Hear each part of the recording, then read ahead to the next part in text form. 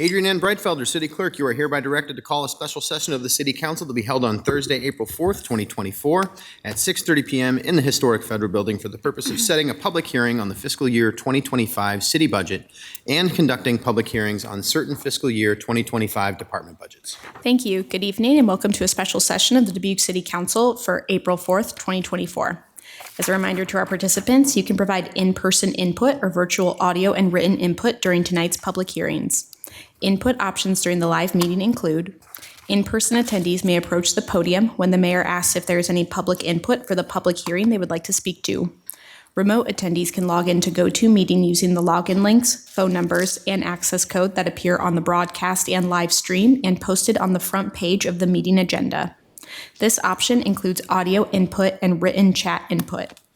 If you are participating via computer, indicate which public hearing you would like to speak to in the chat function, or note that you would like to speak during the appropriate section. If you are participating via phone, indicate which public hearing you would like to speak to during the appropriate section. All comments, whether in person or virtual, must be accompanied by a name and address. Additionally, written public input is accepted by contacting the City Council directly from the city's webpage at www.cityofdubuque.org/councilcontacts and through the City Clerk's office email at ctyclerk@cityofdubuque.org. This information will be reiterated during the meeting. Attendance for the session is as follows: Mayor Kavanaugh. Here. Council members Farber. Here. Jones. Here. Resnick. Here. Roussel. Here. Sprank. Here. Wethel. Here. And City Manager Van Milligan. Here. Thank you. Our first item tonight is an item set for public hearing. We have set public hearing on FY 2025 city budget for April 15th, 2024. Mr. Mayor, Mr. Jones. move to receive and file the documents and adopt the resolution setting the public hearing for the fiscal 2025 budget for Monday, April 15th, 2024. Second by Farber. Okay, just Mr. Jones, real quick. I noticed that there are two resolutions listed here on this item. I did say resolutions. Did you? Okay. All right. Perfect. With an S. Making sure. Okay. So then we have a motion by Jones, second by Farber. Adrian, can you call the roll, please? Kavanaugh. Aye. Farber. Aye. Jones. Aye. Resnick. Aye. Roussel. Aye. Sprank. Aye. Wethel. Aye. That motion passes 7-0. Next, we have our public hearings for certain fiscal year 2025 department budgets. Mayor Kavanaugh, I will turn it over to you. All right. Thanks, Adrian. Well, we are talking public safety tonight, so we are going to begin first with our emergency management budget. And Tom, I think you're ready to go. I'm ready. Yeah, perfect. Well, you can take it away. All right. Thank you, Mayor, City Council. I appreciate the opportunity to be here to talk about the Emergency Management Agency and the fiscal year 25 budget and the request from Emergency Management.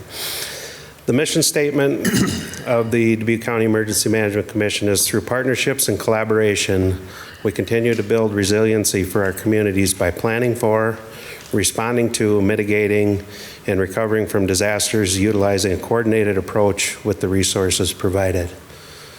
The structure of the Emergency Management Commission is set up by state code, Iowa Code Section 29C, which states that the mayor of each community, as well as the sheriff and a board of supervisors member on the commissions.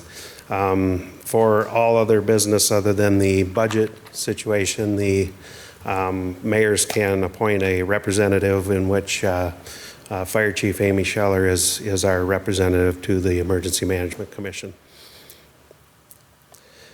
Creating an equitable community of choice. So obviously, we want to make sure that we're equitable in all of the programs that we offer to the community, and obviously most of our mitigation and the projects that you folks have chosen to do and the predecessors, as far as back as the flood wall, are the ones that make it a resilient community downtown by protecting the business as well as the vulnerable populations in that area as well. The fiscal year 24 highlights, we had the response and the coordination to the Mississippi River flood last April of 2024. We have the presidential request for the winter storm and the two snow events that we had in January of this year. So that request has been forwarded on and is sitting at FEMA headquarters waiting for approval or denial from the president. as well as we conducted numerous exercises over the year, including the roundtable at the airport. We've had multiple exercises with public health at the training center. Worked with the University of Dubuque for some preparedness tabletop exercises there, as well as our hazmat planning group, which is the CARE group that I'll talk about in a little bit. We were also able to host in-person advanced ICS classes last year, which are part of the requirement for anybody that's going to be possibly in charge of a scene, an accident or a major disaster. So that was very well attended by police and fire, as well as other folks in the county. The storm responses for last year, calendar year, we had the one ice storm, 4 thunderstorm warnings, 1 tornado was confirmed. It went through the rural area north of Cascade. It didn't really affect any farms or any communities. And then the Mississippi River flood warning. So that's a relatively slow year from normal. We usually have between 8 and 12 thunderstorm warnings. So a lot of it, with the way that it was last year, a lot of the state is leading us towards the drought planning now and information. So it'll be nice to see what the rains this week and the snow have done to improve that. But I think we're doing pretty well here, but there's some areas in the state that are worried about the water supply because of the extended drought. So we've been having calls preparing for that. And we're, again, meeting all of our state training, exercise, and planning requirements for the year.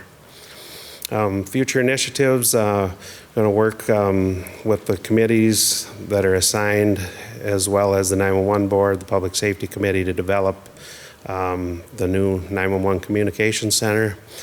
Initiative was for the approval of our hazard mitigation plan, but we were notified Tuesday from the state that FEMA has approved our Dubuque County multi-jurisdictional hazard mitigation plan. So that's good for another 5 years before we look at before we have to send that into FEMA again. We look at it on an annual basis and update as needed. It's kind of a living, breathing document. Continue our NIMS system and ICS training for local agencies to make sure everybody's on the same page for responding to emergencies, as well as making us eligible for the preparedness grants. Continue to work with the Dubuque Community Awareness and Emergency Response Group. So that's a CARE group that come in. They do quarterly trainings led by the fire department and the railroads. So that's a real great time for us to collaborate with the responders who work for the railroad and the ones that would be responding to an emergency scene, as well as our hazard analysis and risk assessment, or our vulnerability assessment, is due for an update, and that is done every 4 to 5 years. So that'll be happening next fiscal year. Again, continue to coordinate response to severe weather events and flooding events. The update, our 20% update of the comprehensive emergency management plan and severe weather plan. We're working with the school committees, with the governor's initiative with the radios that are put in the school, and working also with the rescue task force training, bringing that out to county departments so they are trained for mutual aid, or if something happens in their area as far as a lockdown evacuation event.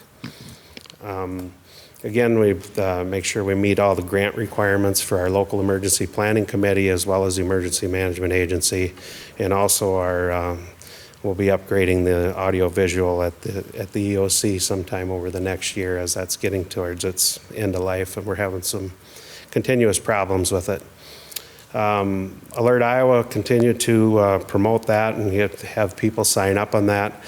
For the tornado test last Wednesday, we were able to send out an alert about an hour before the tornado test to remind people, and that went to over 4,000 people in the county that have so far opted into the system. So it's easy to do, and it's a great way for us to get the information out. The FY25 request property tax support for the Emergency Management Agency is $110,400, which amounts to $1.64 of the average homeowner's property tax goes towards the Emergency Management Agency. This shows our revenue summary in the previous years. We were able, the last 5 years, to keep the requests from the city and the county stable, but this year we are requesting an additional $6,000 from the city and $4,000 from the county due to escalating costs and operations. We do receive annually a federal grant that is used to support local emergency management agencies. It's called the Emergency Management Performance Grant, EMPG. There are certain requirements that we need to meet to qualify for that. We are one of the top 11 counties in the state that are capped with that at $39,000, so that's the max we get there. And then our 2 requests from the city and the county. Again, we maintain a 20% balance, less the hazardous materials response. I do have money built in the budget for, if we do have a hazardous materials expense, I will gather all the costs from local public safety agencies, the hazmat team, and then through county ordinance, I'm able to build a spiller for those costs. So we have that built in our budget, so we don't have to amend. But if we don't have a call or we don't have any revenue, we don't have any expense out of that line item. And then also we designate reserve funds for the vehicle computer and also for building maintenance at the Emergency Operations Center. So our disasters from the 33 years, from 65 to 1998, we had 8 disasters. Since 1999, we've had a total of 11 presidentially declared disasters, as well as the one that's pending in Washington, D.C. for the snow events. So you can see the disasters are more frequent. One thing when I started in emergency management, when I go out and do the tests or the talks to different agencies, public, at that time we were averaging about 40 to 42 tornadoes statewide, and now that number, the average number recently is up to 50 to 52 tornadoes. So obviously we're having more disasters and more severe weather events, which everybody's well aware of. Public assistance damages, this just shows what money was captured through the FEMA Public Assistance Program over the years with the disasters. They're still going through the process for the 2023 flood, so that number is not indicated up there. So we'll probably hopefully have that all closed out, or that number for you next year. On the performance measures, you can see the comprehensive emergency plan, outdoor warning siren tests. I do note we were having some problems with them, so we do not do the tests now in December, January, and February. It was too hard on the equipment. So that's why the target number dropped, and we updated it here, but in the book it's showing as the goal wasn't met, but that was an oversight on my part to get the target number down. So, and then also outreach events, we're starting to get out into the communities and doing our school meetings and everything again. Training classes, and then the big thing is our exercises that we do conduct for whether it's for public health and the long-term care facilities for emergency responders or wherever it is throughout the county. So that's one thing where our hazard vulnerability assessment will help us. That kind of guides us, tells us what our hazards are, and guides us in our training and exercise planning. And that's what I have for my presentation for you tonight, so I'll be glad to take questions. All right, well, thank you very much. We are on a public hearing to discuss the Emergency Management Fiscal Year 25 budget. Do we have any public input on that tonight? I see none here. Do we have any virtual input? We do not. Okay, thank you. No input. Nothing from the clerk's office? Okay, back to us then. Any questions or discussion? Mr. Resnick. Thank you. So I'm glad we had fewer events, but we don't know how long that's going to last, right? So it's going to tick up here eventually. It is. You hear it more than anybody about how crazy the weather is, right? I wish for those great warm days in February that we had, but it's just unusual. My question to you is, emergency management is mostly what you do, or all what you do outside? Or are you involved if we had, God forbid, a school shooting And you part of that emergency as well? Yeah, I assist with some of the planning with the schools now. And basically, I will assist, police, fire, sheriff's office, any emergency responders, kind of coordinate, bring in resources.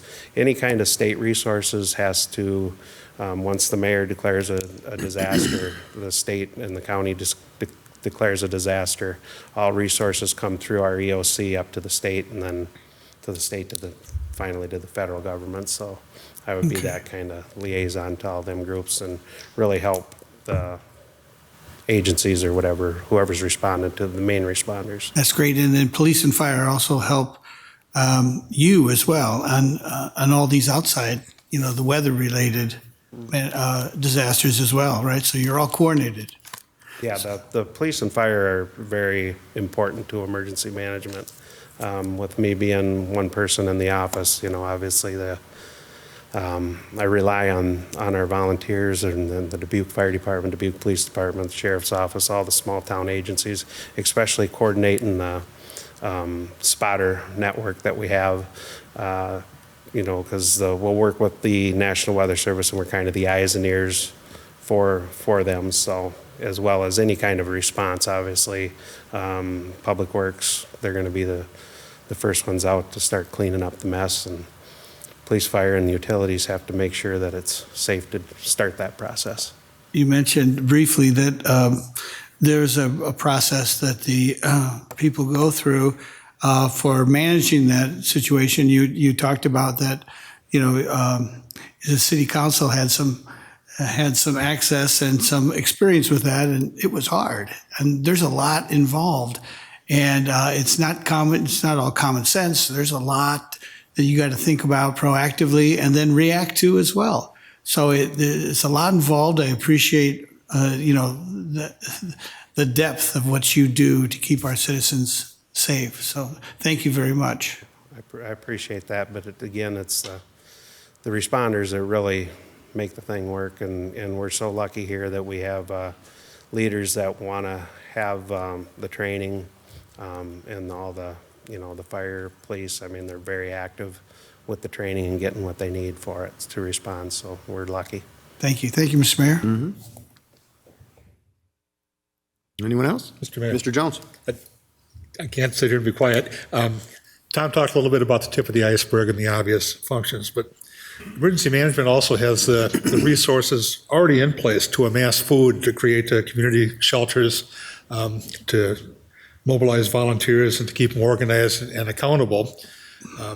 Not very long ago, people would just show up at the big scene and say, I want to help. And a lot of them would start helping, and some of them weren't helpful. And now through all the things that are already in place, to the constant planning and meeting, we know where the volunteers are coming from. We know we have a check-in procedure, an accountability procedure to know who's where doing what.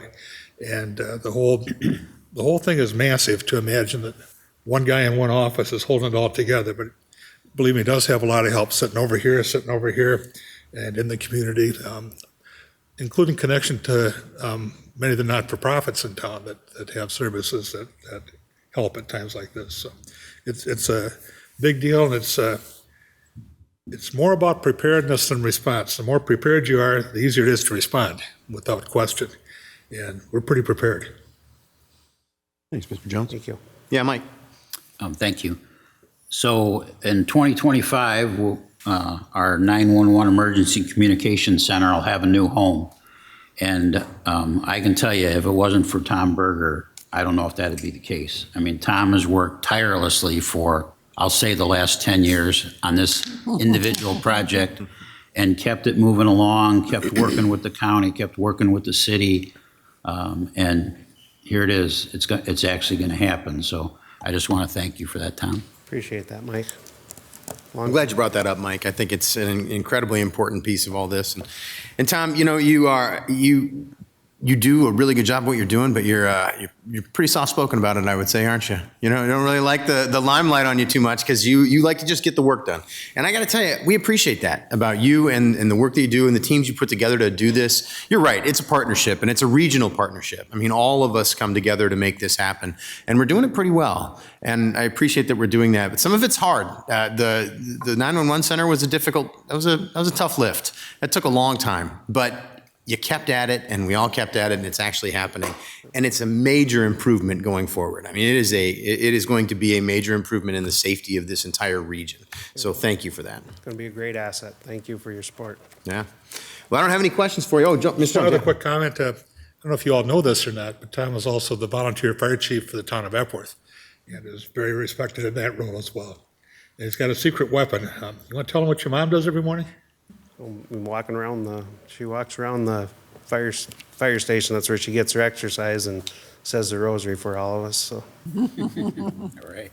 That's a Every great morning. story. Thank you, Mr. Jones, and thanks, Tom. Really appreciate the presentation. Thanks for being All right. here tonight. Thank you. Okay, well, next up is going to be the Emergency Communications Department. So we will take a moment here and switch over.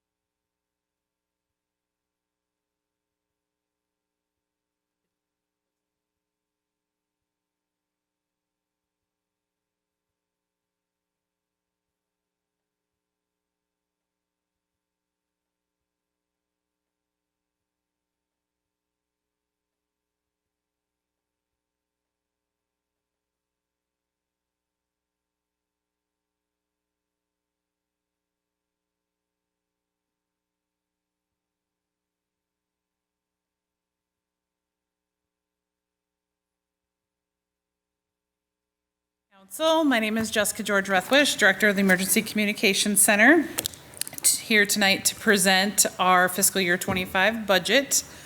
Before I start, I'd like to introduce my back row. I have my three leads with me. I got Marty Benda on the end, Jason Cox, and Caitlin McDade are with me this evening. The Emergency Communications Department mission statement is to ensure the appropriate response is dispatched that meets or exceeds the expectations and needs of the public that is requesting service through effective and efficient dispatching of emergency personnel to the scene. We've got a few new faces in the comm center for fiscal year 24. Demi joined us. She just had her year on this month. And then we also have Coral, who will have her year on next month. Dave McQuiggan was on Dubuque Fire for many, many years. He retired from there the end of September and he moved to the dispatch team. So we've had him since the end of September. And then Maggie joined us the end of November. A little breakdown of our leadership. I mentioned the lead dispatchers. Marty and Jason are both lead dispatchers on day shift, so they work 6 a.m. to 6 p.m. And then Caitlin is my lead dispatcher on night shift, 6 p.m. to 6 a.m. We do have one lead open, and that was my position when I moved to director. We did not fill the lead position yet, but we do plan to do so in the future. It will come from the staff that we currently have. And when we get to that slide, we just maybe need a little bit more experience because we have a pretty young staff. We have the 20.35 full-time equivalents for the dispatch staff. Fingers crossed, as of today, we're full staff for full-time. Scott Smith joined us today, was his first day. He came to us from the Jewel. He was a dispatcher down there part-time. We offered him full-time. And then we have our last full-timer starting the middle of May. She had to give an extended leave to her current employer. So she'll be starting with us in the middle of May. We do have a new part-timer coming on board this month. She was with us about 5 years ago, Crystal Campbell, and she decided she's ready to come back and wants to join the team, so she's coming on as part-time. And then I still have 2 part-time openings for dispatch, but I ran out of trainers, so they have to just wait until I can get some more people freed up to train. Obviously, from the full-time side of it, you can see we've got a couple there with a lot of experience, and then we go to a lot that are in training and learning every day. We do have an open spot for our records clerk. That's a full-time position. Our records clerk left the end of December. She moved out of state. We've done interviews, and we do have recommendation. The recommendation is up to HR. We're just waiting to hear back on that, and hopefully we'll have that position filled in the next few weeks. 2 retirements in the 911 center this last year. Dennis Bogie retired in September after 15 years of service, and Rich Caparos retired the end of December with 16 years of service. I am currently working with Giselle on my equity plan. It is not complete yet, I apologize, but I just hit my 6-month mark and it is on my checklist of to-dos, so I promise that will get done ASAP. Fiscal year highlights for 2024, probably one of our bigger ones is an online scheduling software for the staff. Typically, our old schedule was done on a spreadsheet. It was very time-consuming and confusing, and every month you had to go in and delete people out who were on vacation, fill shifts in, make sure you had everything switched around, and by the time the end of the month came, it was just an ink mess on a piece of paper. So the online scheduling that we currently have, they are able to access it from their phones. We put in the time off, everybody can see it. We can send out one blast of an email or a text message, it goes to everybody. They can fill sick time that way. It's much more effective and convenient for all of us, and I have not heard any complaints, so I'm thinking they love it. We also have a dedicated screen in dispatch now for I Am Responding. That is a program that a lot of our volunteer fire departments use, and through an app they can indicate if they're going to the scene in their personal vehicle, if they're responding to the fire station, or how they're going to the call. So with the new radios, sometimes they don't have a radio that they can communicate with dispatch, but on that app they can show that they're going straight to the scene in the personal vehicle. We can let the caller know to expect somebody coming not in a emergency response vehicle. We've always had traffic cameras in dispatch on a large screen in the middle of the room. We now currently have them at each individual workstation. So dispatchers, as they're taking the 911 call and dispatching it, they can be looking at the cameras and giving the officers up-to-date information from each of the stations. We continue to get an increase of text messages. A lot of those, if someone calls 911 and hangs up and it is a cell phone, we do try to call them back. We leave a message if there's no answer, and then we send a text message. Most people will not answer a phone call that they don't know, but they'll answer a text message pretty quick. So we get a lot of responses, no, there's not an emergency, sorry, it was a misdial. And then our most recent is the Prepared Live that we had been working on and went live with that. And so far has proved successful. We've had a couple of videos that have been very helpful for officers in their investigations. Future initiatives, as I said, we're working on getting those full-time positions filled and everyone trained. Training on an average takes anywhere from 6 months to a year. Once that's done, our plan is to have 4 dispatchers scheduled 24 hours a day, 7 days a week. It will be a big help for vacation time, sick time. We would go down to a minimum of 3, which is what we're trying to work with right now. So having that 4th will be fantastic. We have a new CAD software that we're putting in place. And as you heard, the new communication center, which we are over the moon excited about. And needless to say, with all this for future initiatives, I kind of have a full plate, but I'm ready for it. I can do it. I just wanted to touch a little bit on the Dubuque 911 Public Safety Committee. The purpose of this committee is to conduct, operate, and provide a budget on behalf of the 911 board. The committee does consist of 5 voting members. Chief Jeremy Jensen is the current chair. Dubuque County Sheriff Joe Kennedy. Dubuque County Small Law Enforcement Agency, which is the Dyersville Police Chief Brent Schrader. City of Dubuque Fire Chief Amy Schellner. And then Dubuque County Volunteer Firefighter Pat Esch. Additionally, myself, Tom Berger from Dubuque County Emergency Management, and then Harley Potoff from Dubuque County Board of Supervisors are pretty critical advisors to that committee as well. We have been seeing quite a bit of each other lately. which is going to just increase with the new comm center coming. We have plenty of regular scheduled meetings to keep everything on task and keep moving forward with the new comm center. Emergency Communications Department requested property tax support. $1,129,798 is what we are looking at for the net property tax support, which averages out to about $16.72 on average homeowners' property tax for the cost of the 911 service. In years past, Dubuque County Sheriff's Department, or Dubuque County's share was 1/3, and with the new updated 28E agreement that was just signed at the end of the year, they are going to a half instead of a third. So starting July 1st, they will be reimbursing the city for half of the operating budget at the 911 center, which comes out to about $1,136,985. I threw the slide in with the 911 surcharge funding. This shows a slight dip for both wireless and wire lines, which is pretty typical. It's on the average. So at the wire lines, the money comes directly to Dubuque County, and the wireless is done, the amount is figured, the state has a formula that they use to figure out the amount, at which time then it is forwarded on to the county. The surcharge funds are used towards operational expenses for the radio system and for the PSAP equipment, and surcharge funding cannot be used for personnel expenses. Our total 911 calls handled by the Communications Center is 118,307 calls.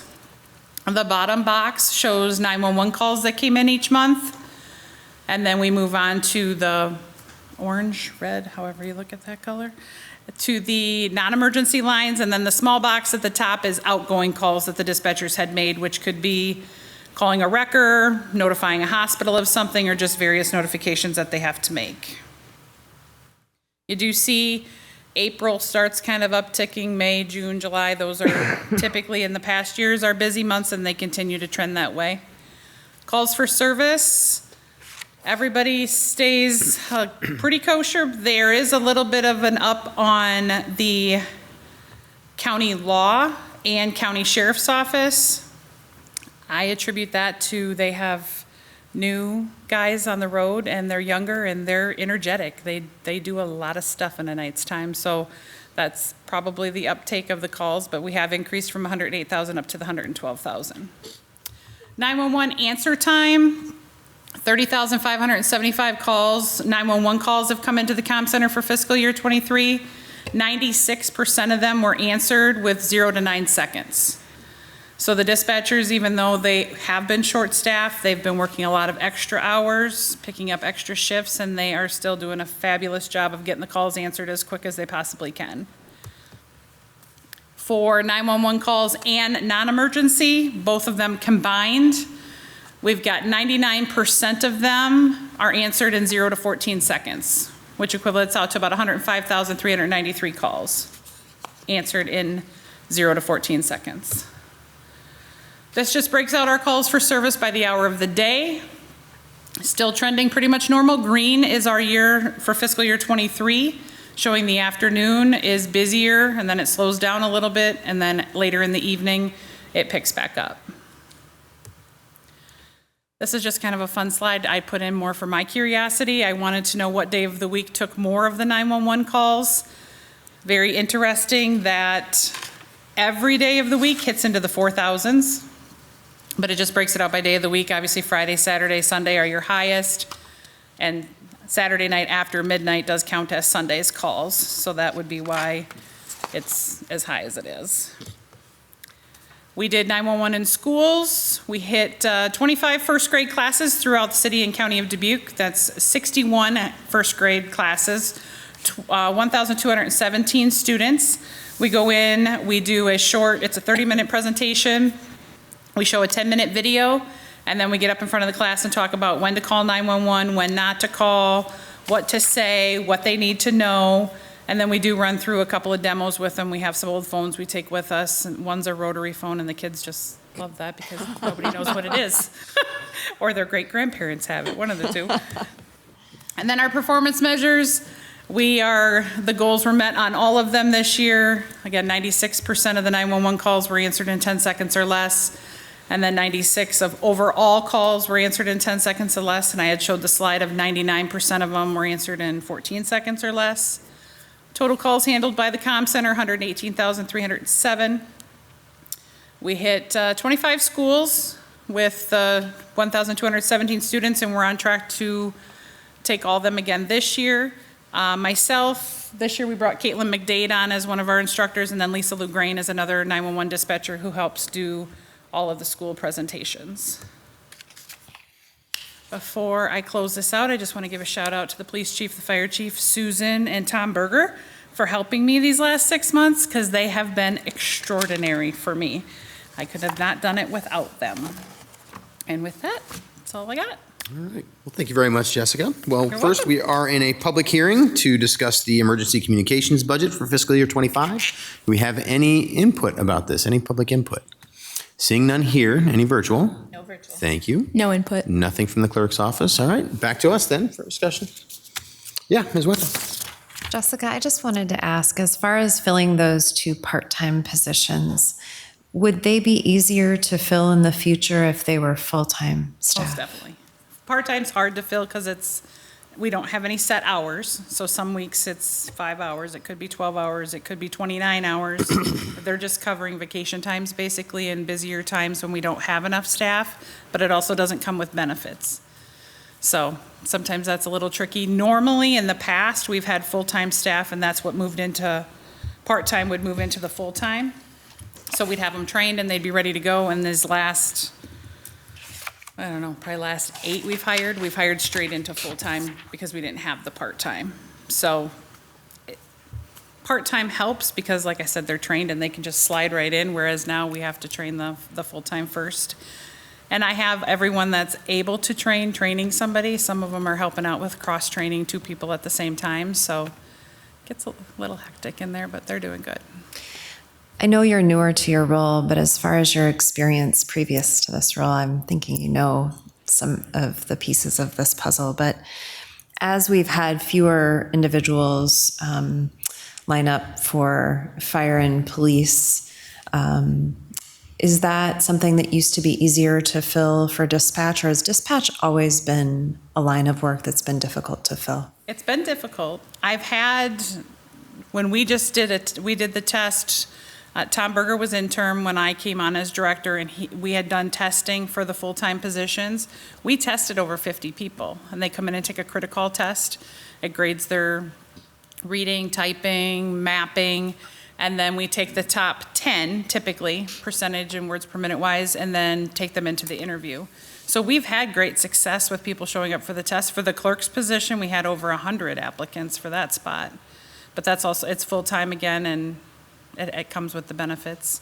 So we haven't, I don't have as the least amount, like some of the police and even the sheriff's office doesn't have a lot showing up for their tests, but we've had quite a bit of interest. And after they go through the interview process, we invite them into dispatch to sit for however long they want to stay, just so they can see what it entails. Talk to the people on the job, find out what day-to-day operations look like. Sometimes they're not interested after that. It's not what they're looking for. And other times they can't wait to come back. So I just think it's only fair to give them that opportunity to see what it's like before they actually sign the paper. Absolutely, yeah. Well, for anyone who doubts that we needed our new 911 center, they've never stepped foot into what our staff currently work in. And I'm so grateful that people have been willing to share very close space for so long, because they certainly deserve that new space they're going to get. And I'm grateful for your service. We're very Thank you. excited for it. Thank you.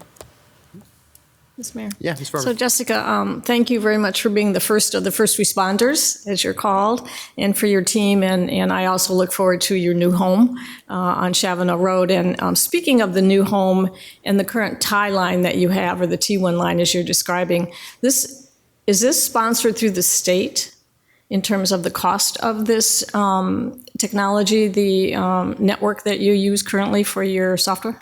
Yes.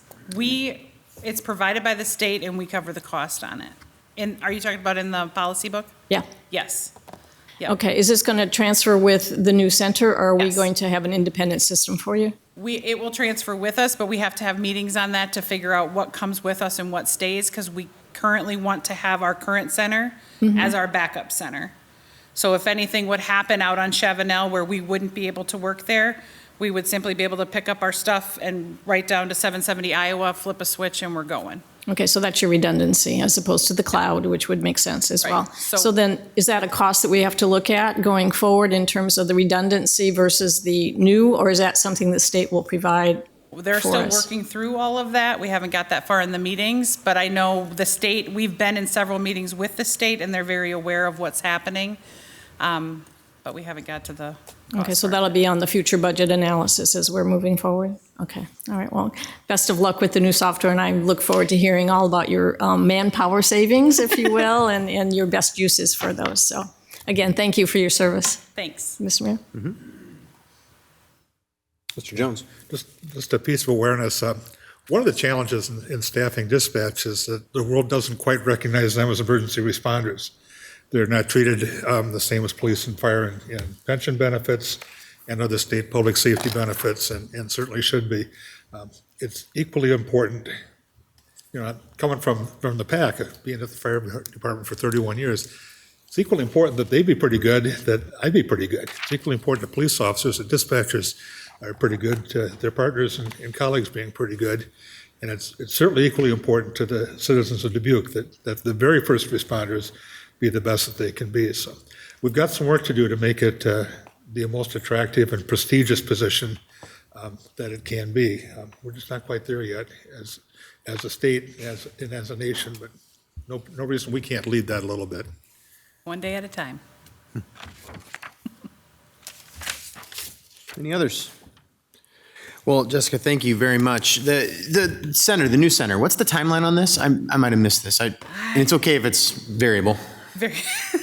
The last we had seen on our last meeting, they were saying completion February of '25. Okay, all I right. don't know that that's going off of our current timeline, though. That was just a rough estimate from the architect. So we're basically expecting sometime in this fiscal year, though, to be able to move forward with that. Yeah, I interesting. think a lot of Okay. it'll probably too depend on the radio equipment and technology-wise, how long it takes to get that kind of stuff in, what they need to order. I don't know if there's back orders on that type of stuff, so. Sure, yeah, absolutely. Still exciting. It is very exciting. Coming down the road, still exciting. I'm glad that it's the planning is in place though, and thank you very much for the work that you're doing. I know I'm really excited to see a full team. That's great news. both. That is great news, and it's and as everybody's pointed out, I mean that's been difficult to find. So it seems like the trend lines are moving in the right direction for that. So I'm really happy to see it, and congratulations on your new role, and thanks for all the work that you do. Look forward to seeing more here in the next year and hearing from you again. Thank you very much. All right, thank you. Okay, we will move on to the third budget hearing for the night, which is the police department.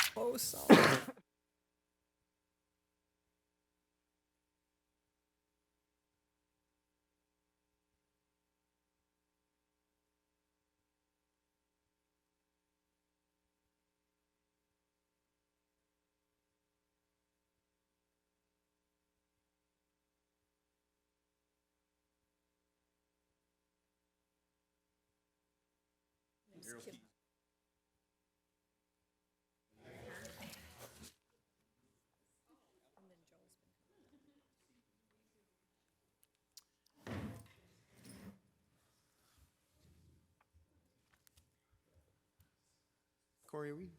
Oh, there it is right there. Okay. Never mind. The screens are coming online. Perfect. I just have to point at them and then they start working. Excellent. All right, Chief, you can take it away. Good evening, Mayor and City Council. Jeremy Jensen, Chief of Police. Here to present on the Dubuque Police Department budget. I want to say something that, this is PD-specific budget, but as you're hearing here, a lot of what you're going to see and hear tonight is about our partnerships with the fire department, 911, and EMA. We work very well together and collaboratively, and you see all this coming together to make the best public safety team around. I'm just going to brag on us a little bit. Our mission statement: one team enhancing community livability by providing equitable community service and protection through integrity, compassion, and competence. This is our values, our core values. You've seen this before. This was developed about 5 years ago in collaboration with the Dubuque Police Protective Association and the Police Department Administration. This was under then Chief Dalsing. You can see that our values do align with, I think, our city values very well. The "What if it were family" was a tagline created by Chief Dalsing.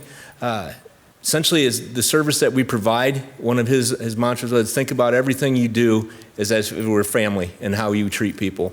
And so we've maintained that, and it has become part of our culture. This is our organizational chart, and I'll introduce everybody that's here tonight because they're on this organizational chart. So I have Assistant Chief Joe Mesrich. You're going to hear from him as part of this budget presentation. The confidential account clerk, Susan Merriman. This is her budget. She's the gatekeeper of this. She's the one that maintains this, and then anybody here that wants money has to go through her. So I can't do this without her. As you can see how we're broken out into our divisions here. We have 7 captains over these divisions. So our patrol captains are Brendan Welsh and Brandon Bauer over here. Our COP unit, Community and Policing, Steve Radloff's not here tonight. You're going to hear a little bit why he's not here tonight a little bit later. Our Criminal Investigation Division is Marty Stile. Our Staff Bureau is Scott Baxter. Our Emergency Operations is Brad Shannon sitting back here in the corner. And then our Professional Standards is Jason Pace.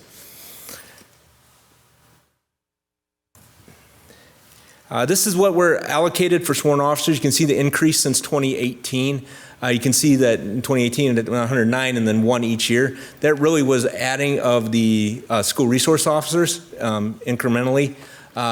Last year, authorized up to 115. This has to do with the Department of Justice grant that we got to add the 2 CIT officers.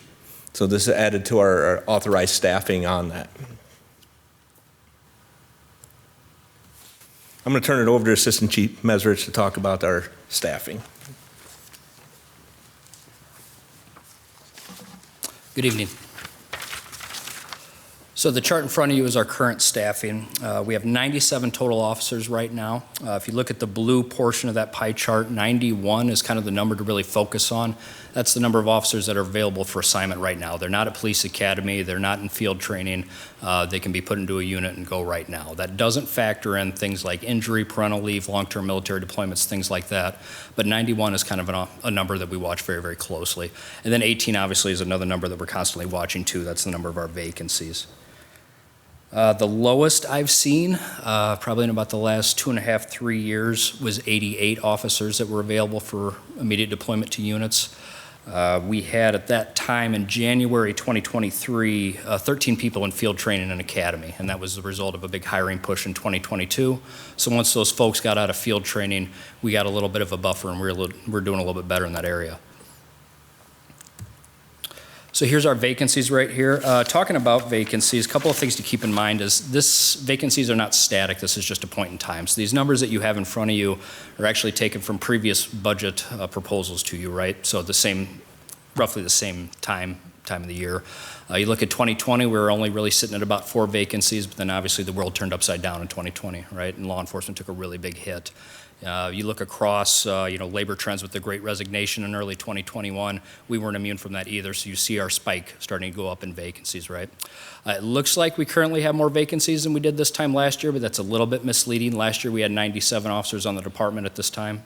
We have 97 officers on the department currently, but we added those 2 mental health positions, right? So that creates 2 more vacancies. So how do we manage our vacancies? Well, we have to spread them out, obviously, across all the units. So just a quick note, right now we've got 5 vacancies in patrol, 4 in community policing, 5 under criminal investigation, 3 in our traffic unit, and 1 vacancy in the K-9 unit.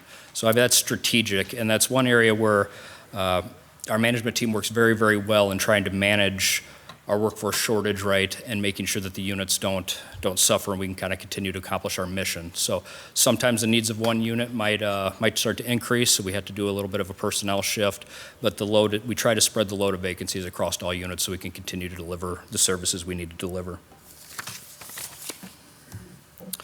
This brings me to to pay increases because it kind of goes in line with vacancies. If you look at, FY 18, 19, and 20, kind of some smaller pay raises. We obviously took a 0 in FY 21.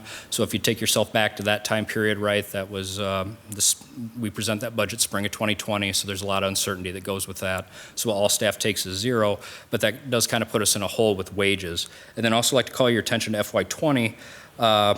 That year, our bargaining members received a 3% wage or pay increase, and our supervisors got half that. That was the third time that something similar like that had happened since roughly fiscal year FY11, right? So that created some compression between our supervisory staff and our officers and corporals, which you rectified in January when you gave that 5% bump to supervisory staff. So that helped mitigate that problem. But with our wages, when the wage study was returned to us, we found that obviously we weren't meeting the 50th percentile in some of our pay rates, right? Our 5-year rate and our 10-year rate really lagged behind. And that's with the good 6% raise that we got in FY24, so we know we had some work to do, which leads me to our new contract, right? So this is the byproduct of negotiations that we just finished about a month ago in the contract that you ratified. And it shows what we did with the equivalent of a 5% across the board raise. It was broken out over 11 pay steps. We traditionally had 4 pay steps for officers, 3 for corporals. So these extra steps allowed us to target those specific areas where we were lagging behind the 50th percentile to help kind of make up that gap. So it was a good collaborative effort. We worked together very well with the union because we both had the same goals in mind, right? Retention, rewarding our employees, trying to get back on par with our competing agencies that were paying better than us. But it did leave us with another issue that we don't want to forget about, and that's back to the supervisors and the compression, right? We're going to have to figure out something there. So the last slide I personally have for you tonight is this one. Kind of talks about how we're sitting as far as tenure goes. You can see that we are a fairly young department, right? Less than 5 years of service, 35% of our officers, less than half the department basically has less than 10 years.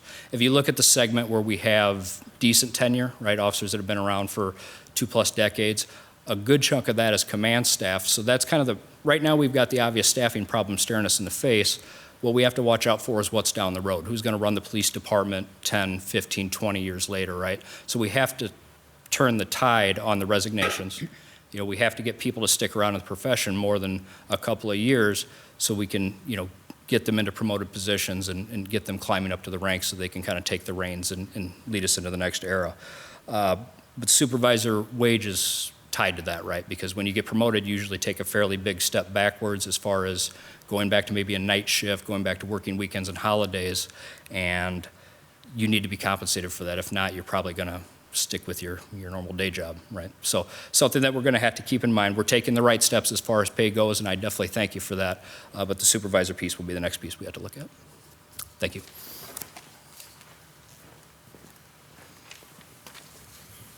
So as far as recruitment efforts, so we changed how we did things.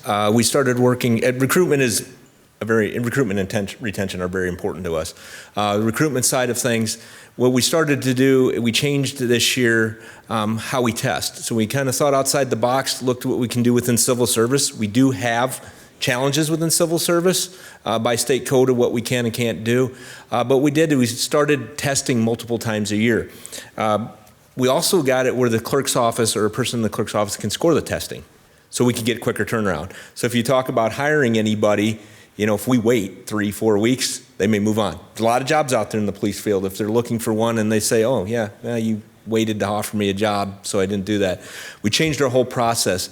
We can, by the time we do interviews, or by the time we test, we're doing interviews the following week because now we have the test scores. Once the Civil Service Commission approves the list, because we do a list of up to 40 certified people, that's what's given us some leeway. We don't have that many recruits testing, as you can see.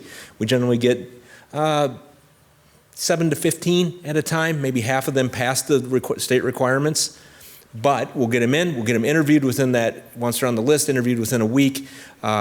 When the process works out with the Human Resources Department and the city manager's office, we can turn them around within a couple days, get job offers out there, and start the background.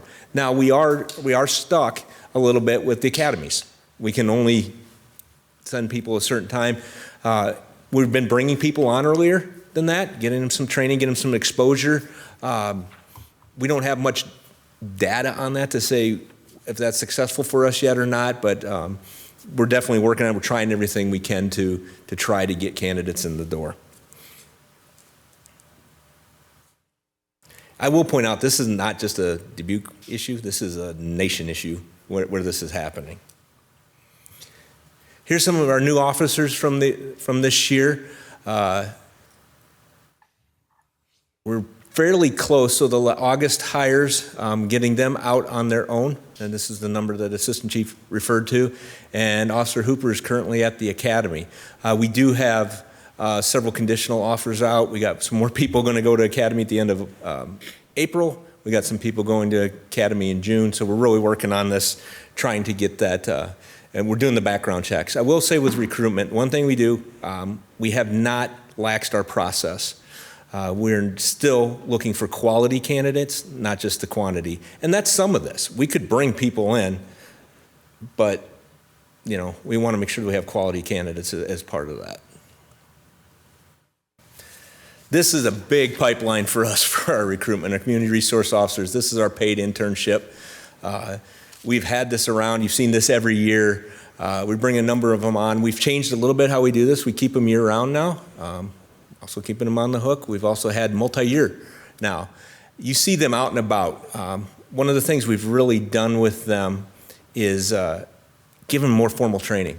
So really what we want to do is that if we can hire them, we're looking at it, again, thinking outside the box. We may have training, they may have experience that shortens their field training program. They still have to go to the academy the full length, but if we can shorten the field training program because they have some of this experience and stuff, we can get them out on the street. And that 91 number that the Assistant Chief was talking about, we increase that number quicker.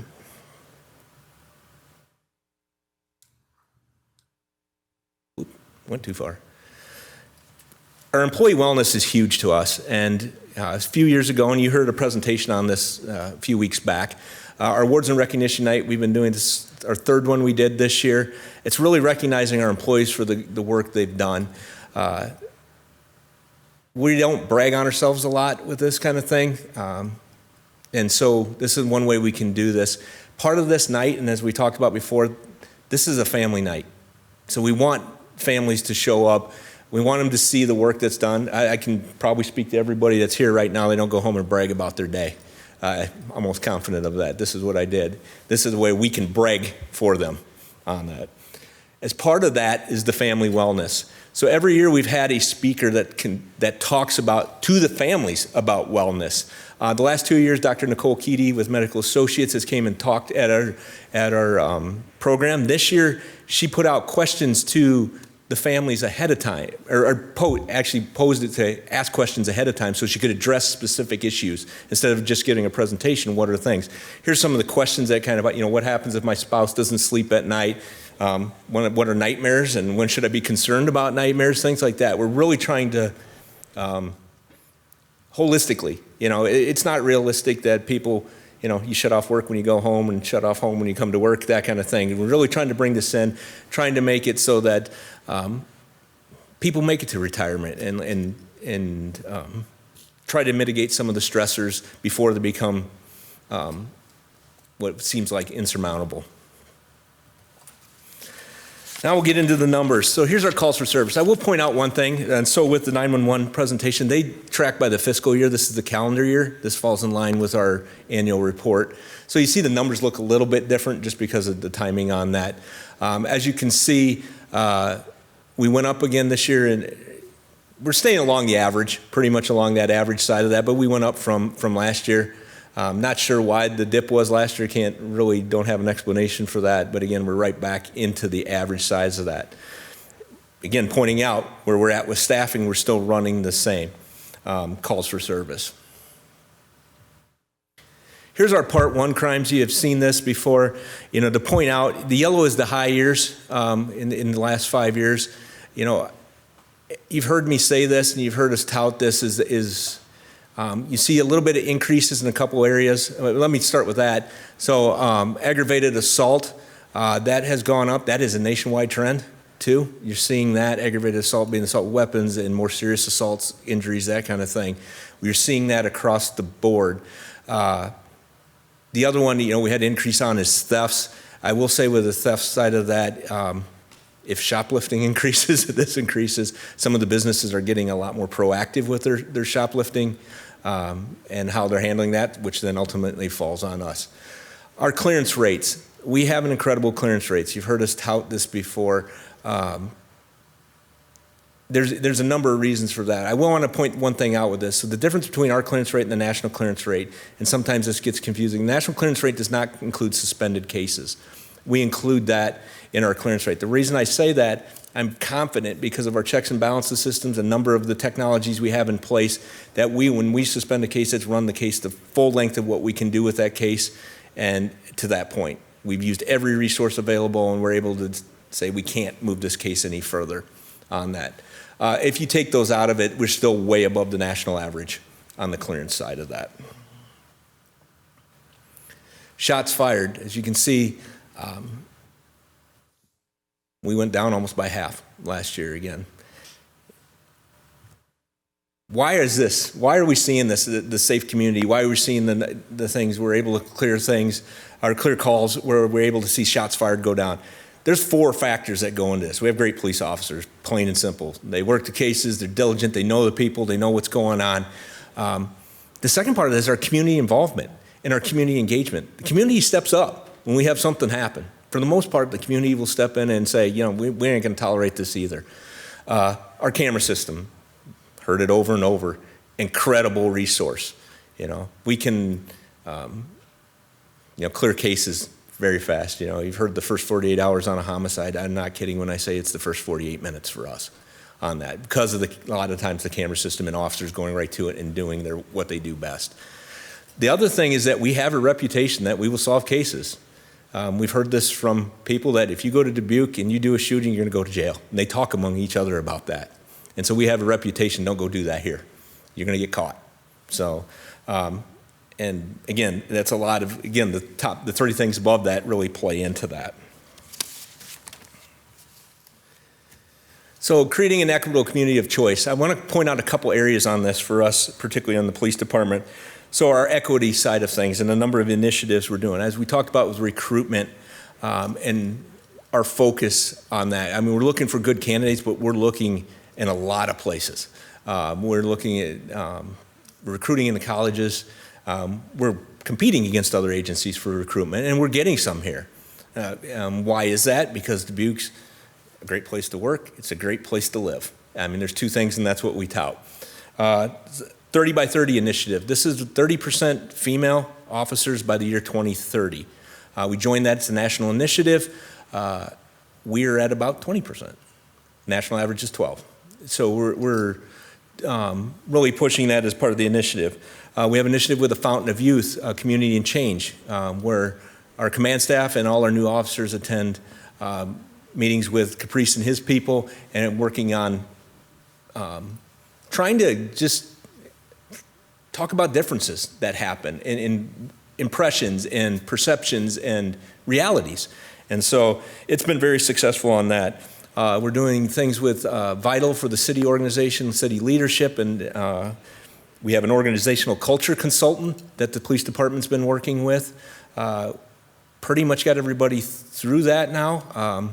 And that's really focused on stress and mindfulness, and really trying to get officers and staff to bring the heart rate down. You know, there's a lot of bad things happen when you're stressed, and so how to navigate that. Our brain health initiatives, you've heard me talk about that a number of times. The equity in that, really looking for alternatives that not necessarily are jail. You know, what is the long-term solutions? Our community engagement, and I'll point this as the equity, you will see us everywhere. I mean, there's officers at pretty much any event. We don't turn people down. If they ask us to come talk, it may not really be something but we'll come, and we'll be there for that. Transparency, and I want to point that one out. As you saw, I put in front of you our year-end report, that transparency report. That's our way to say this is all we do. As you can see in there's parts about our internal affairs and our professional standards on that. Again, we're not here to hide anything. And as we've sat before you before and talking about a lot of things that we do, we're not. When we talk about CLIA in a little bit, the one thing they pointed out is this year-end report and being out there and being willing to share our data. The year-end report, I will shout out, this is Randy Gale in his office putting that together, and we did have a comment that this was like one of the most professional reports they ever saw. So shout out to them for doing that. Our community engagement, I think a number of pictures are worth about 10,000 words here, but a couple of things that would like to point out, particularly PD initiatives. Like I said, we're out at a lot of things. National Night Out that we do, our kids camp, which is one of our success factors. You'll see that very successful, and that's in conjunction with the fire department. So I don't want to leave them. I mean, that it is truly a 50-50 proposition on that, but it is incredibly successful. And then why Captain Steve Radloff is not here tonight, because we're doing our 27th annual community police academy, or citizen police academy. He's in charge of that. They're graduating tonight. So he's down doing that. Again, 27 of them we have done. And it's, again, another incredible insight into what we do. Again, we don't close the doors. You get to see what's behind the screen, so to speak. So our fiscal year 24 highlights. So awards and recognition night with the family wellness session. Again, this has been very successful. Our field training officer program overhaul. So we really looked at that. I talked a little bit about that, some of the things we're doing. Assistant Chief Mesrich and others really put a lot of effort into this to get this to be efficient, so we're not burning our field training officers out, on top of being able to report efficiently and get the best candidates out in a timely fashion. Our employee appraisals, we redid our employee appraisals, and we have a very robust employee appraisal system, and we've had them forever as part of CALEA, but we really changed them to make them meaningful and really looking towards career development and things like that. Automated license plate readers. I'll touch briefly on that. We touched a lot about it. They're currently starting to get installed. There's been some things with the DOT and Flock on permitting, and hopefully we'll be moving forward, and I will be reporting back to you on this in the very near future. Our crisis intervention team, we talked about that, and again, we had a work session on this. They're up and going, very, very busy. And this week has been no exception, been very, very busy. Our body-worn camera and car camera upgrades, that's all fully implemented now. The car camera, we were waiting on parts for that, but that is fully implemented. Night and day difference from our last system. Again, a lot of stuff we can do with it, a lot better picture, a lot more easier to get at the footage.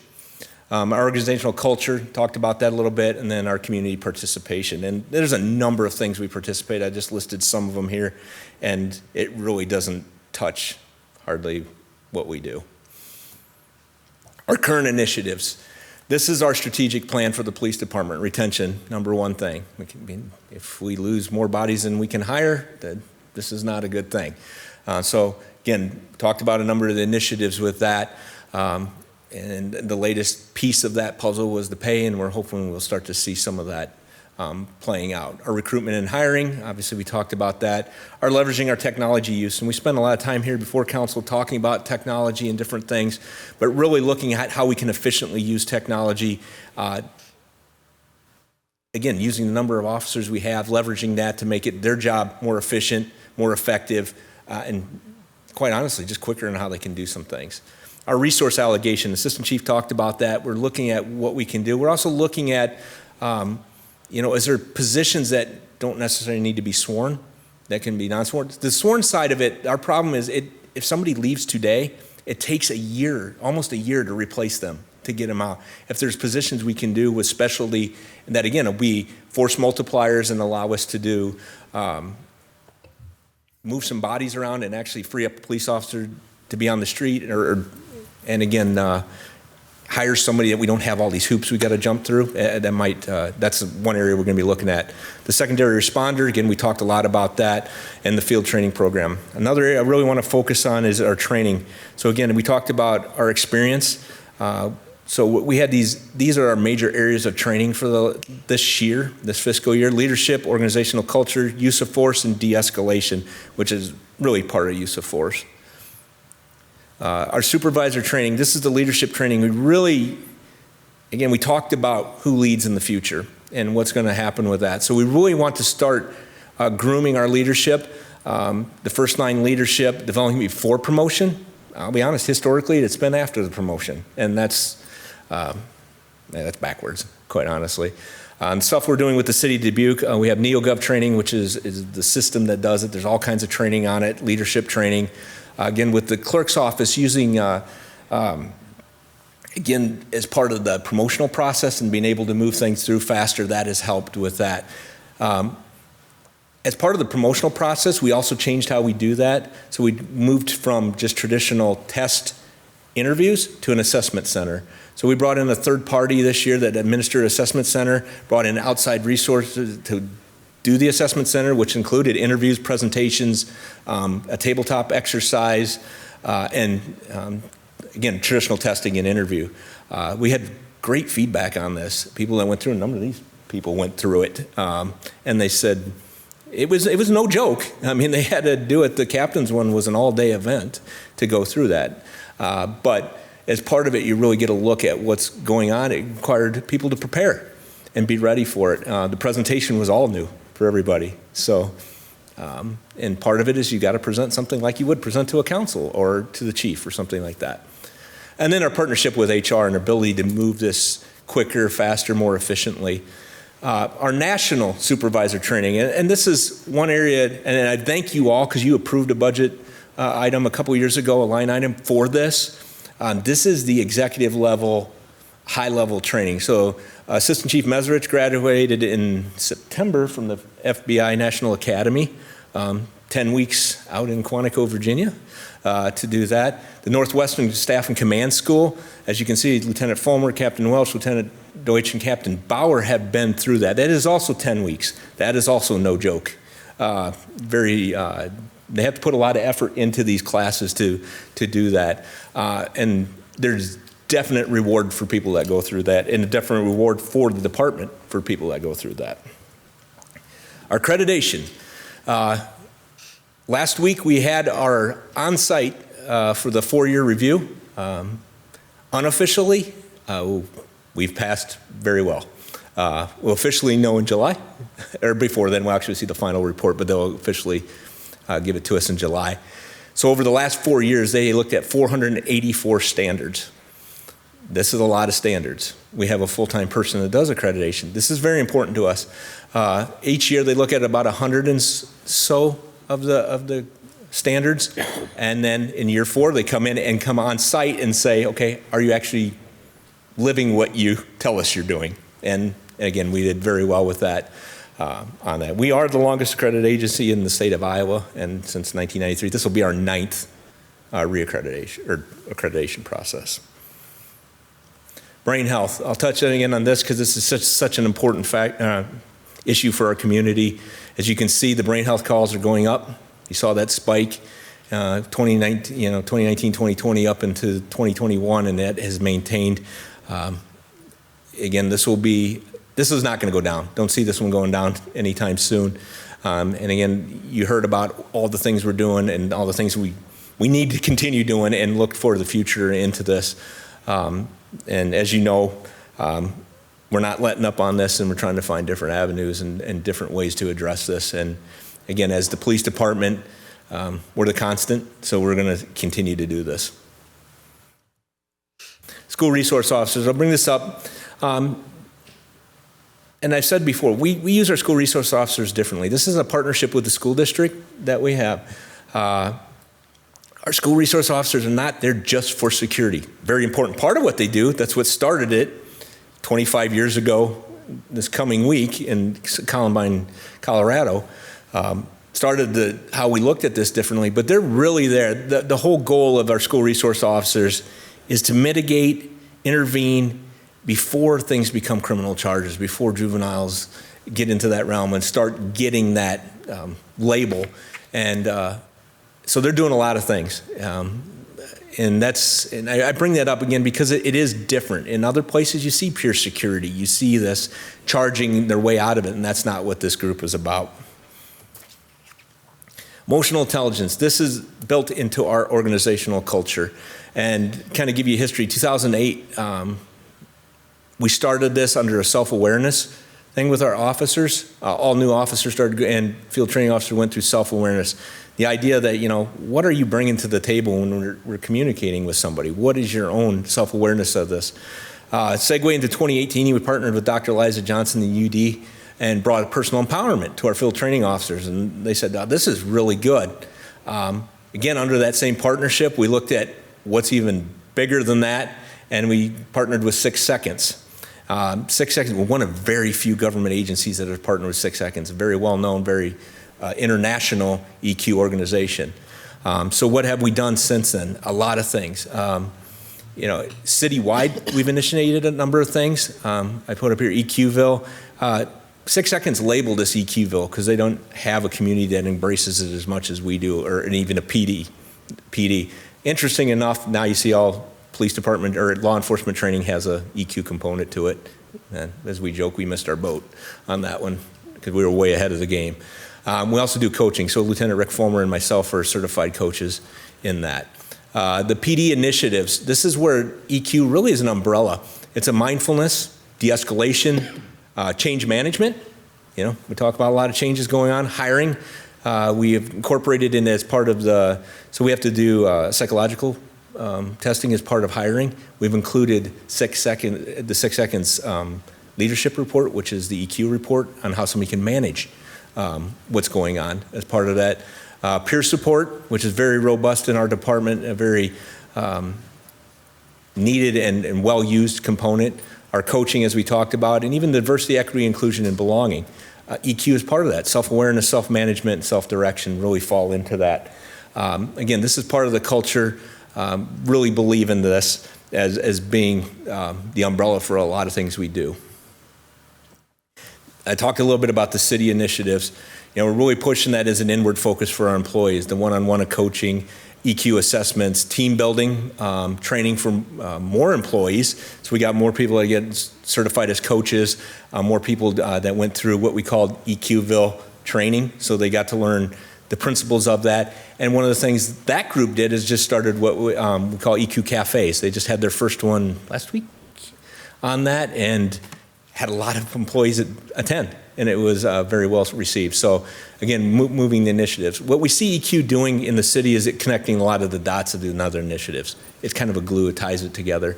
And then we use it as part of the assessment. It says core, it should be care team, which we're helping employees when they have trauma or there's discipline or there's other things involved that we can help them navigate that.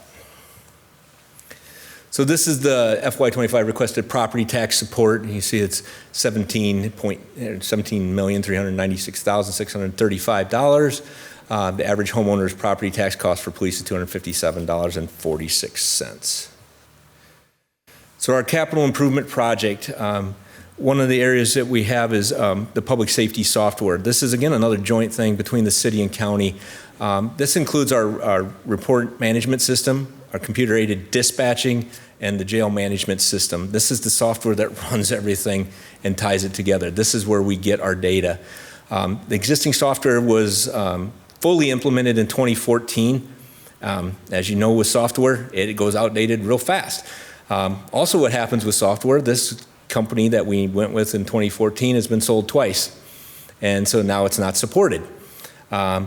Quite honestly, our current software is very difficult to get the data out of. It's encumbering, and so we're looking at a way to get more data and really to analyze our data and use it better. This also covers, the software covers our mobile field reporting, so the officers doing reports, it's all the data in that. Again, looking to the future, what's more efficient dispatching, how they can use some of the GIS, and even looking at how you can tie camera systems into this to help do that kind of thing.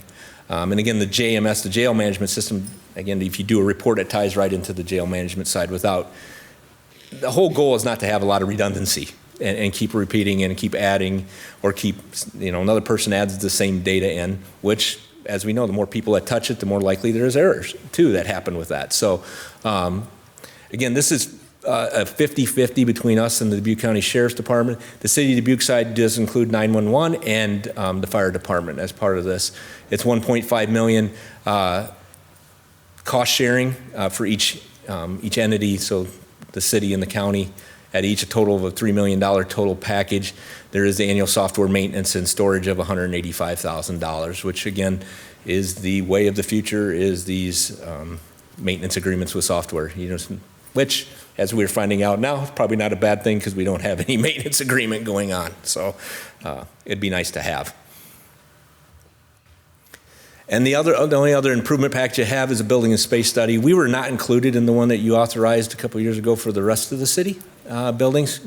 We are lessees. Now, I want to point out, quite frankly, we work very well with our sheriff's department. We have the same building. We share a lot of things. So I don't want to point this as that we need to get out and get away from them, because we do share well. But really it comes down to is we're both growing agencies. Our shared office space, our 11 patrol command staff share 2 offices. Our 4 workstations for 50 patrol officers when we're at generally full patrol staffing. Our technology and equipment improperly stored. It's in closets. It's across the room. There's no private rooms for walk-ins. Now, when dispatch leaves, we might have very small walk-in space. As you notice with their space is very small, but we want to take a part of that to be able to do that. We have no official break room, and then part of it, it's helped us when you toured here a couple weeks ago, the new offices up here in the federal building with the SRO, COP, CIT. That gave us freed up some space for us, but the downside of that is, well, there's an upside is that unit's now all together because they were spread out over our 2 buildings. Now they're all together. The downside of that is they're not in our building with the rest of us. Another area, we're running out of locker room space for female officers. That building was designed in 1971. They did not think of a 30 by 30 initiative in 1971. I can tell you that. And so this is the areas that we're really starting to, just outdated and again, cramped. Here's the federal building. I can point this out. Some of the pictures, you saw it. They're all fully moved in now. So I don't think they were when you toured. And the CIT office is actually already known as a place for people to go. I heard the lady come down the lobby yesterday and she said to me, she goes, well, I've been up to the CIT office and they weren't there. So it's already known. I'll point out the 911 Public Safety Committee, and I do that again because this joint collaborative side of this. Again, as space, we talked about them moving out. They need space. We need space. Again, this is the same slide that Jessica had on hers. Just kind of point out, again, this is very collaborative. There's not egos involved here with this. This is the committee that does the operations for the 911 overall. We're the ones that make the decisions, day-to-day budget and that kind of thing. This is kind of going to be the decision makers for, and again, as part of the city and county had agreed to this, decision makers for the 911 center and what's going to move and what's going to happen out there with that. Our performance measures, our goals on track, our police accreditation, like I said, really on track for that. Our kids camp community outreach, that'll be opening up pretty soon, and that will fill up within 2 days. No doubt about it. Our goals improving. Our school resource officer staffing, we're still, as part of that expansion, we're 2 school resource officers. School districts still are very interested in doing that. Again, as we get staff, we will do that. But right now, again, we want to make sure our calls for service and our community response is not lagging, and that starts with our patrol side of things. The goals that need work, our data analysis, evaluation, best practice. This really is tied to the software, and then being able to pull that data out and really look at it. Again, we did a lot more this year. We worked a little bit with Alex Baum at the Community Foundation to look through some of our data and to help us analyze that. But these are an area that I think we can improve on and do some work with, particularly with a new software system. And with that, I want to thank you all for your continued support of us, and I'm open for questions. Great. Well, thank you very much, Chief Jensen. So we are in a public hearing, and we, for the police department budget for fiscal year 25, do we have any public input? Seeing none here, do we have any virtual input? Thank you. Clerk's office. Thank you very much. All right. Questions or discussion from us then? Yeah, Ms. Roussel. Thank you. Chief, it's very clear to me that you do your work with caring and compassion, but it's also clear that that's not at the expense of great outcomes like what you mentioned here in the annual report, 29% reduction in crime from 2015 to 2023. or your amazing clearance rate. So I am so proud that our department can balance those two really important things and serve our communities so well. So thank you for all you do. It's a credit to the department and the officers and the people that are making it happen. I'm just here. They do all the work. So thank you. Yeah, Mr. Resnick.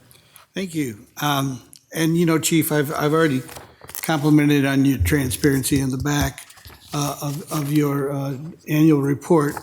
Like you say it, you say it how it is, which I appreciate. Citizens know it's a tough job, and so they know that there's going to be some hiccups here and there. But you're right on it. I love it that you do so well with accreditation and so many things. And you, the police, along with fire, are the most expensive things here, and $182 for the fire for the average, and $258. So that's $440. That's less than really $10 a week. And so I ask people, how much is peace of mind worth to you? Well, we go to bed, we go about our lives, and we know that we've got professional police and fire there taking care of things. We don't have to worry about that type of thing. So I want to thank you for that.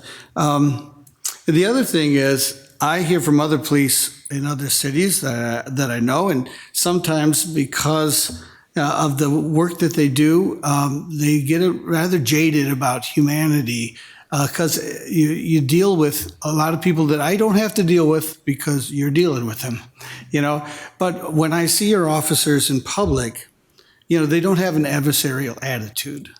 They're walking around like, we're here to help. We're very approachable, and it's great community police officers. So I appreciate that. And I know that at times you have to be hard because, public safety is no picnic. But I mean, when we're in the community with the uniform on, I think they represent themselves so well. Now, of course, we're talking money here, and I didn't see, and you can confirm to me, there are no anticipated revenues from ticket cameras in your budget. No, and so we haven't. So the state legislature, we're waiting to see what they do before we move anywhere forward. Our next step was obviously to bring you the policy on that. But again, we're waiting because there was a bill to ban it outright. There was a bill to change it. And so we'll wait to see what they do before we ever come back to you with anything beyond that. Yes, I was just reading, the most recent article I have is like mid-March or something. And from what I read, the Cedar Rapids police chief was happy with separating, they would combine things unnecessarily, he thought, and that there's going to be a lot of data needed, though. We need to, before things get approved, you're going to have to show the Department of Transportation that there is a problem. What's going on here? Why do you want, ticket cameras at this spot? And so and things that we had talked about that we don't have the answers for, we need some more data. I know you're probably working on that.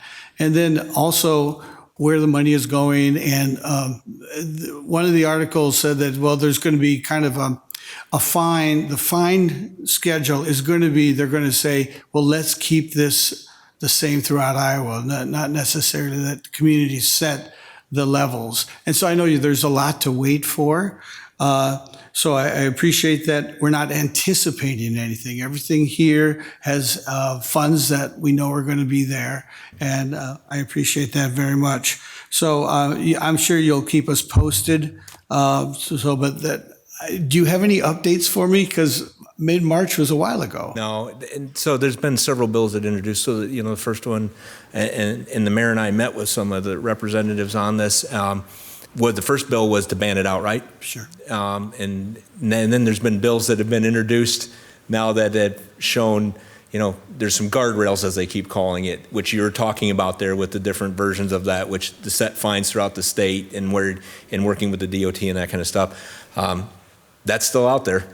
So we don't know where that's going to be. Hopefully soon we get a final answer on what's going to happen one way or another.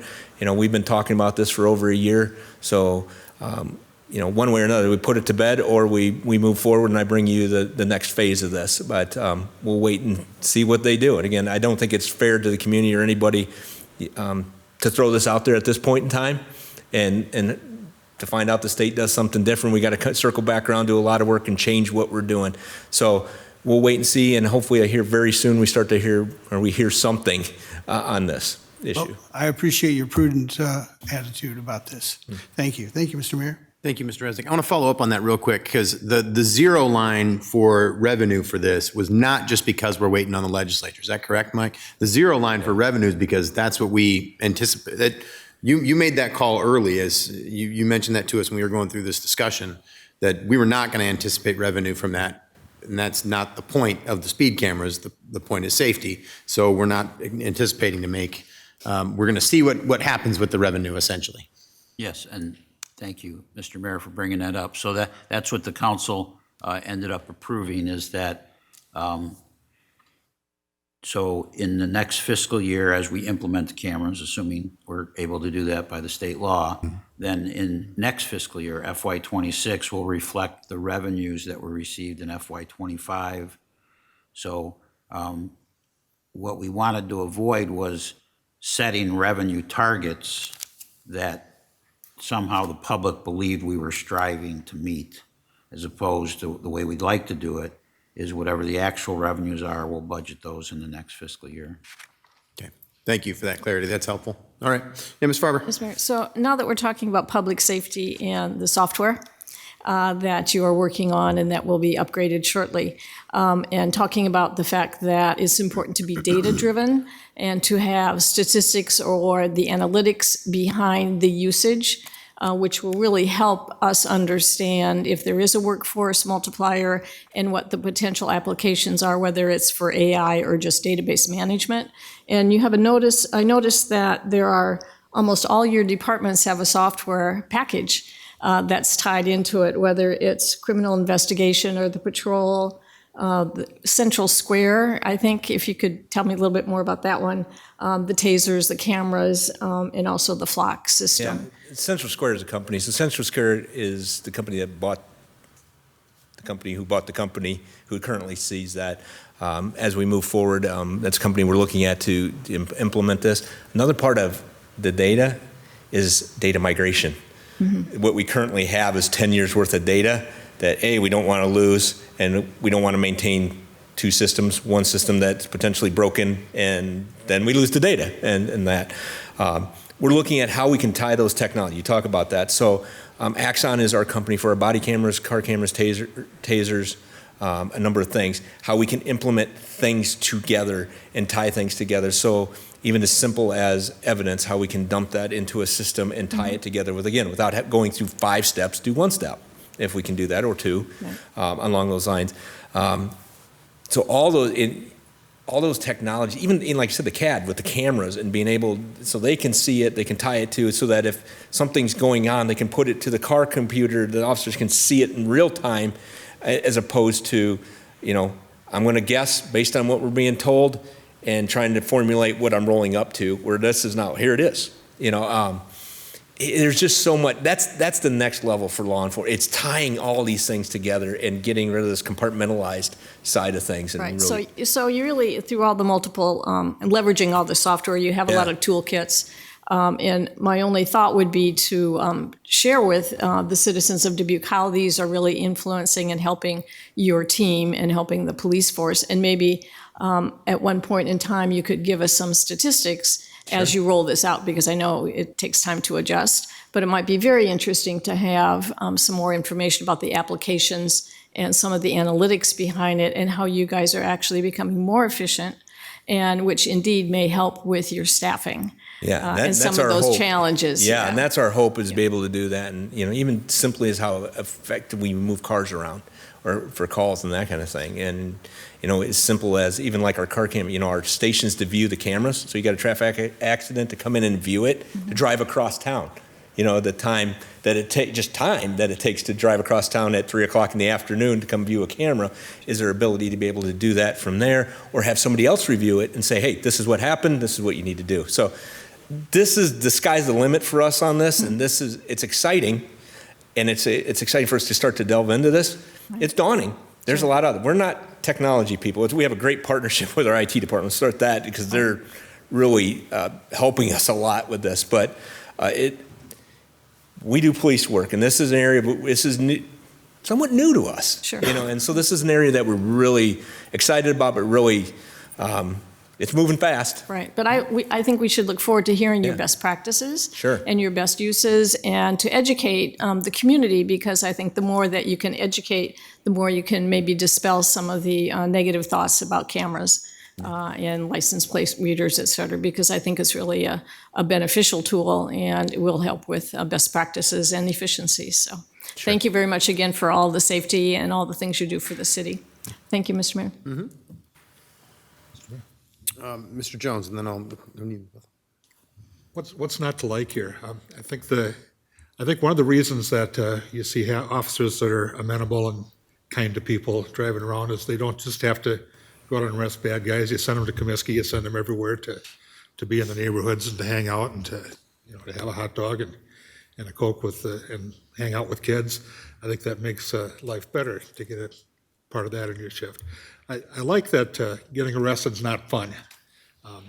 I like that it's fair, and I like the humanity that you bring to everything that you do to create as little peripheral damage in a tough situation as you can.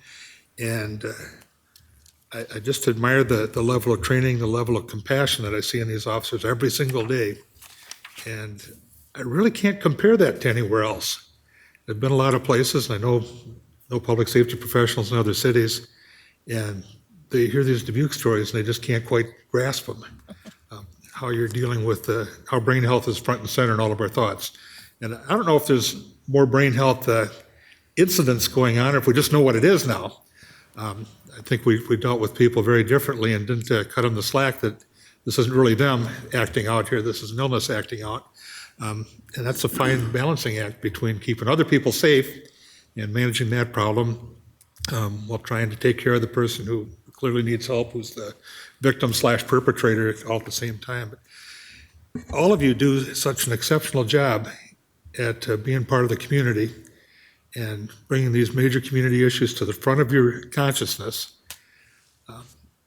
I just don't see that anywhere else. And I think that's where your recruiting strength is going to be, that, yeah, we're cops, we're different than the cops that you see on TV. We're different than the cops that you probably see in your city. And come ride with us for a day and see. And we'll show you what's different. Because I see it. Thank you very much. Thank you all very much. Ms. Wethel.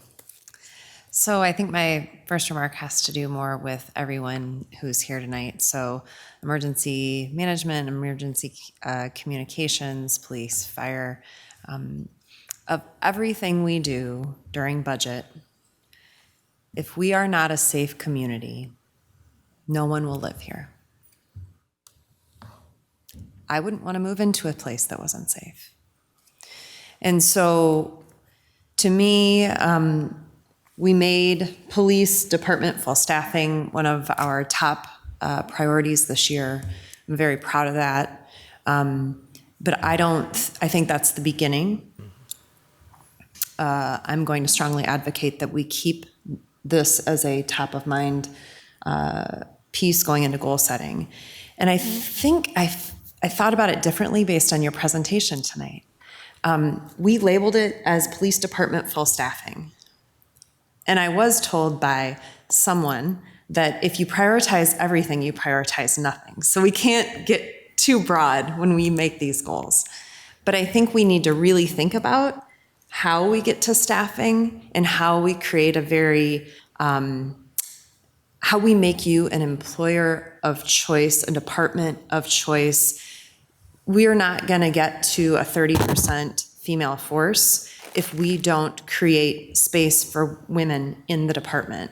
So when it comes to doing your evaluation of your space, it is a dark place where you bring people.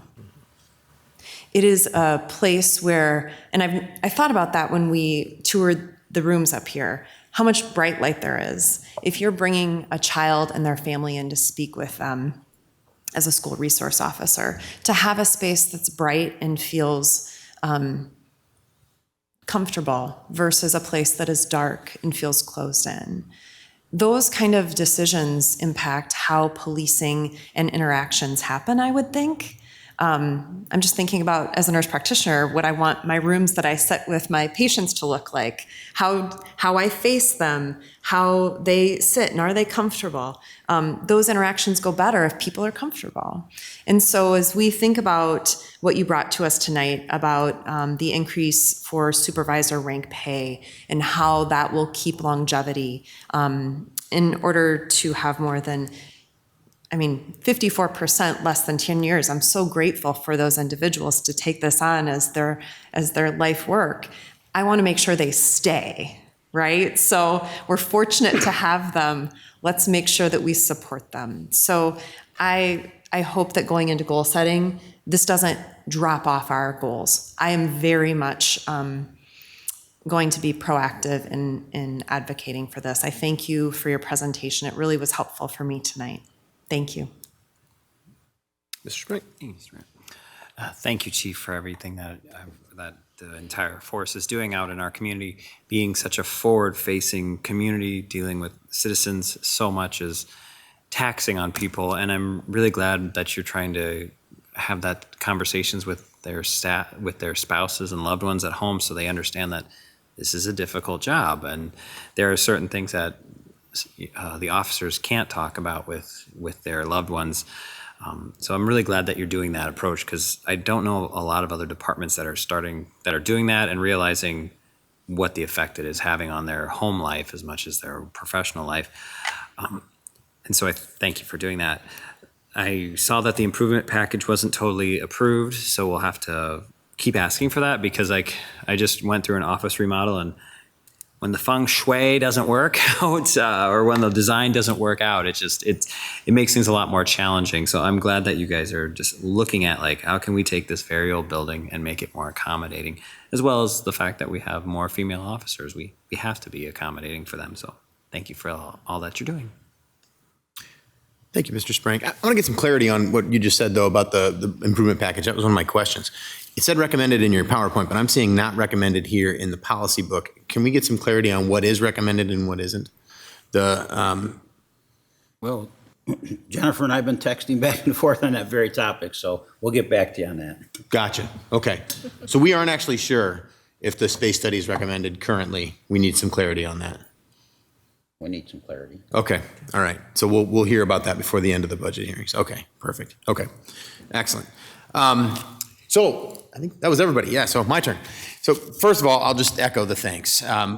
We've been seeing you guys a lot. We've been seeing you a lot, Chief. There's been a lot of discussions in this chamber from the police department, and honestly, it's part of the transparency piece. I think one of the things you're doing really, really well is you are a part of the community. I think a lot of the places that struggle, it is the police department and everybody else. It's an us against them type of approach. We just don't have that here, by and large. We have a police department that's very involved. You've talked about a lot of that tonight. We've seen some of the ways that we have that, in this building here, we've moved things around. We get people out into the community more often. I comment frequently that everywhere I seem to go, I seem to find at least one portion of the police department there for some reason. And it's a lot of times it's the COPs, but a lot of times it's just any one of you there for a part of the community event. So really appreciate that. And then taking that even further, the work that you're doing very specifically around brain health and around secondary responder model and around all the ways, the schools and all the things that you're doing, these make a difference. It's the reason why we have, one of the big reasons why we have the numbers that you're showing us here. So I think that's really great. I do have a couple of questions. One was that space study thing, so I'm glad we're going to get some clarity on that. First of all, I'll point out the 20% female officers. I noted in the picture, I went back to that slide, the new officers that you showed, those were mostly women that were there. So we're moving in the right direction on that, and I'm really glad to see it. That's intentional. We have to be really intentional about something like that. It doesn't just happen. It's going to need to be something that changes need to be made to make a goal like 30% by 2030 actually happen. So I'm glad that we're doing those things. I saw on one of your slides, you had it was the one with the lines that was talking about the number of applicants that we had. I noticed that the number of applicants shot up. It was like 115 or something like that. But we still only were able to have 24, 25 go through the test. Is the 115 good news? I mean, the fact that we're starting to see some interest again? Yeah, and I think that's really how we test now with the multiple testing. So we're getting more applicant pools as part of that. Again, the results are somewhat the same, but what we're seeing then as part of that is new candidates because of that. So traditionally, it had been a year. If you didn't pass, we'll see you next year.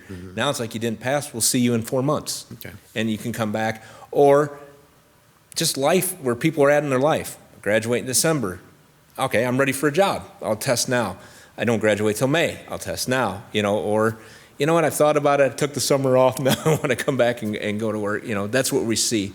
Or somebody's in a career change. Totally, already in the job market, not just in school, but in the job market, and they're able to say, you know what, I'm ready to do this. I don't have to wait until next year when I'm here in Dubuque, I like Dubuque, I'm ready for a career change now. So we're able to do that. Yeah, okay. I heard you say that, and I agree with you entirely when you say this, that we don't want to lower our standards. We want good candidates that are going to be in that role. At the same time, are you reviewing those standards on a regular basis as a department? And being able to say, okay, we still only have 25 folks that sat for this test, we're able to keep moving forward. Is that a review that is useful at this point to say, okay, we've always done it this way, or we've been doing it this way for the last 10 years.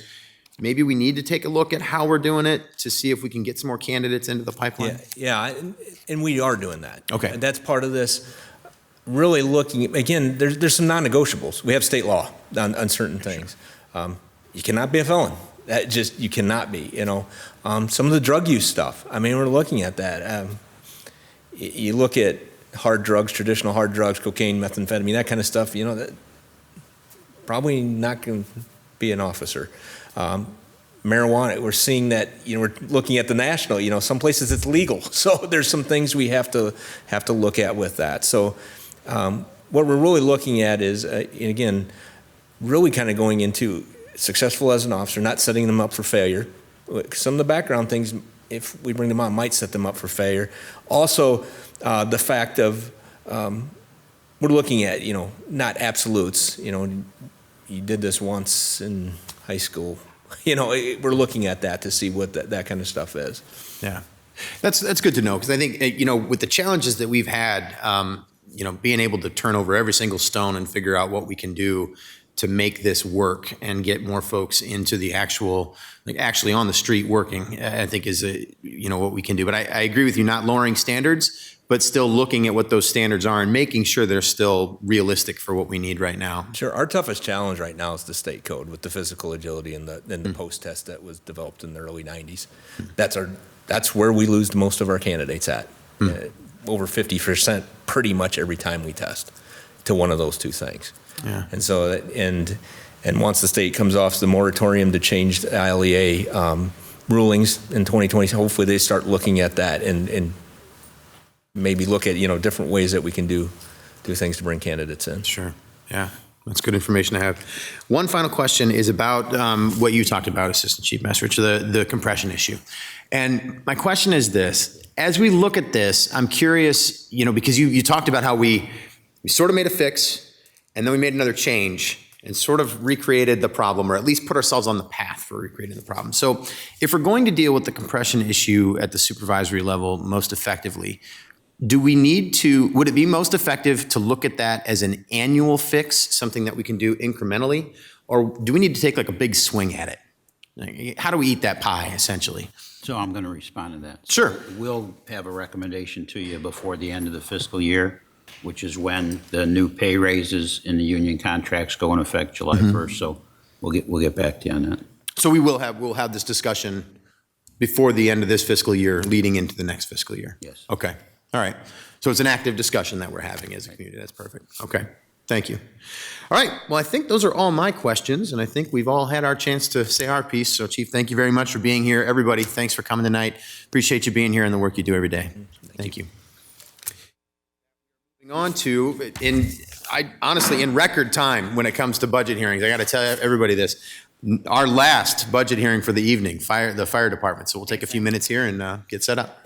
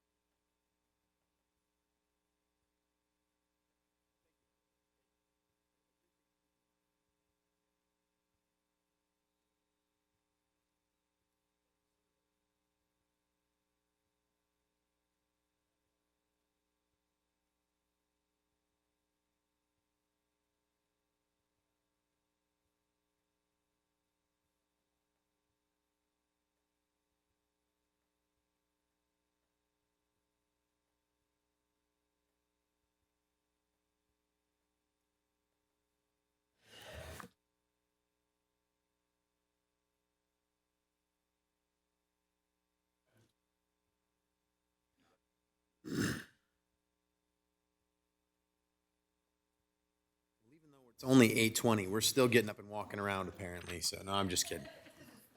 Because it's Thursday. You. We're going to move around a little bit. I always tell everybody we can hear you in the back if somebody wanders back there. So okay, excellent. Yeah, Thank you. but Thank you. we are ready for you. So all right, please. Mayor, Council, Amy Scheller. Good evening. Fire Chief of the Dubuque Fire Department. I'll be presenting the budget tonight. I have with me two individuals that will be assisting with some of the questions and some of the presentation. I have to first say that we're missing three of our heavy hitters from senior staff because they're at a conference, an ESO conference in Texas. So we're thankful for those opportunities. ESO is our records management system. We do everything in it, inventory, EMS reporting. We track personnel, so we're thankful for them to be at that. I also want to say thank you to the Finance Department for all their help. We couldn't have done this without them. Certainly the talents are impressive. This year, I don't know why my presentation is not up. Oh, there it is. Look at that. Asking Yeah, to see you just point at the screen and then it just starts going. Yeah. This year, the fire department is celebrating our 140th anniversary, so we're pretty proud of that fact. Nice. Every 10 years, we should celebrate that and work with our organization.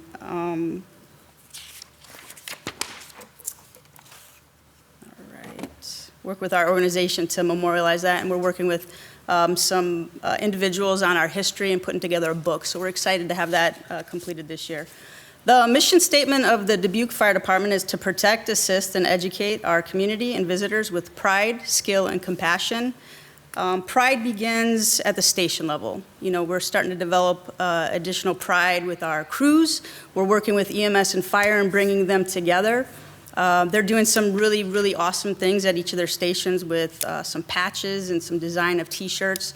We have pride in our department and some of the things that we've accomplished. The things that you see presented here, a majority of them are brought forward by different committees, different individuals. And then we have pride in our city. As far as skill goes, when we get a 911 call, our citizens expect us to be skilled. They expect us to get there quick. They're expecting an expertise that is knowledgeable, a person that's knowledgeable in building construction, in plumbing and roofing, anything you can name, we have to be experts in it. Not only that, but on the EMS side, we have to be experts with pharmacology, cardiology, advanced airway. We have to fix what is wrong, and we have to do it quickly. So we are honored to provide that service to this community, the compassion part. We are truly public servants. We enjoy this career. I know each and every one of us wake up every morning excited to provide this service, and we're very thankful for the support. All right, creating an equitable community, an organization of choice. This is through the 5 pillars. Compassion is one of the pillars, and it's also part of our mission statement. Some of the things that we're doing to work in the community are really important pieces of that. We participate in a City Life presentation. We participate in City Life in Spanish, and we have one that's coming up. That's IJAG. It's Iowa Jobs for America's Graduates. Pretty excited to see that. Temois just hit me up the other day. He wants us to fire up our burners at the tower and really show these individuals what the fire service is all about. So we're hopeful we can do that. We participate in National Night Out. Fire Chief Jensen was talking about the annual police and fire kids camp. Pretty exciting stuff there when we provide them with a day to come out, 2 days to come out and learn about the fire service and about police. One of the more powerful items, community events that I attended personally was the dedication of Comiskey Park.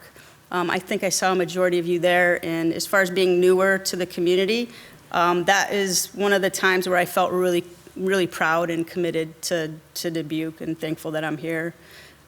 We participate in Miracle League. I'm not sure if you guys are aware of that, but it is a fantastic opportunity to play around with some really special kids. I show up in that. I actually put on the Sparky outfit a couple times and run around, and they love it. I love it. Our firefighters love it.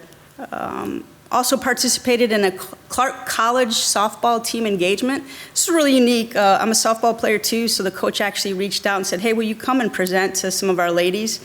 We had approximately 60 young ladies in the audience, and I was able to talk with them and engage with them, and we made some connections there. In fact, just a couple days ago, the coach reached out and said, one of the young ladies is really excited. She wants to be a firefighter.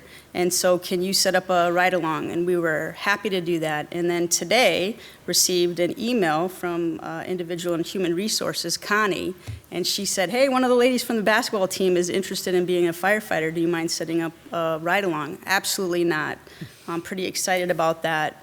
Our firefighters also participate in breast cancer awareness with the hospitals. They wear pink shirts. I don't know if you've seen them.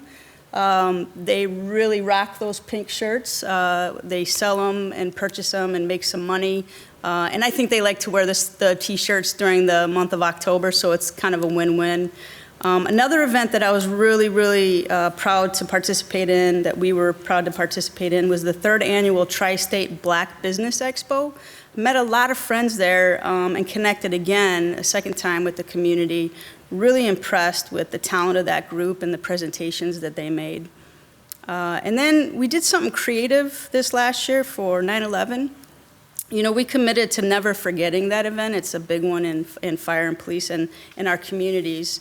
You know, we lost individuals on airplanes and in buildings that day, and we don't want to forget, but we turned our efforts to volunteering on 9/11. So that day, instead of having a big presentation and talking about things, we wanted to commit to purposefully getting back into the community and doing things. So we went to the Teresa House and we made pizza with the kids and the members that are there, and I really enjoy cooking pizza.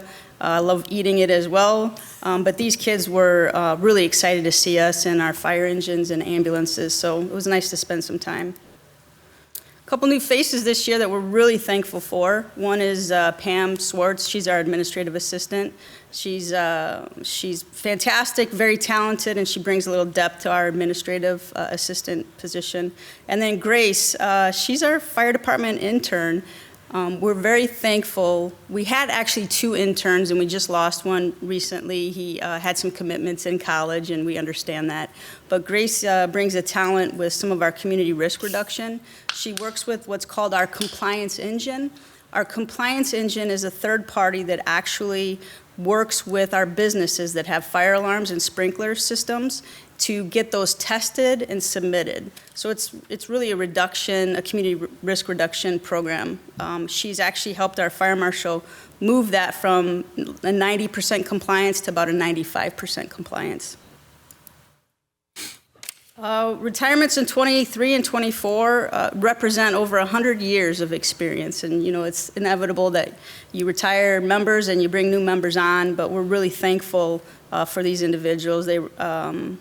We're hopeful that they have a safe, happy, and healthy retirement. I wanted to back up because I only showed you 2 new hires in the last slide, but we actually brought on 6 members, new firefighters, on Monday. So it was pretty exciting to see that energy. Everyone always gets excited. They want to know a little bit more about these individuals. But they'll be with Assistant Chief Napper for the next 8 weeks working through a fire academy. At that point, they'll move on to the different stations and be assigned to a company officer who will then continue training them at the basic level. And we're really excited, like I said. Fire department is made up of 104.16. That 16 is our intern. Individuals. We're broken into 2 divisions, operations and administration. There's 94 people in our operations division, and that's our firefighters that work 24 hours. There's 3 shifts, and they're all led by a division chief. Assistant Chief Josh Napper is going to take over the presentation from this point. We're pretty excited about some of the things that he's going to share with you. And I just wanted to say that a majority of these items, again, were brought forward by our memberships, by our teams, by our committees. I think you're going to really enjoy hearing about them. But Chief Napper was critical in the majority of these. He was instrumental in bringing a lot of these forward. And so it only serves best to have him speak about it. So come on up.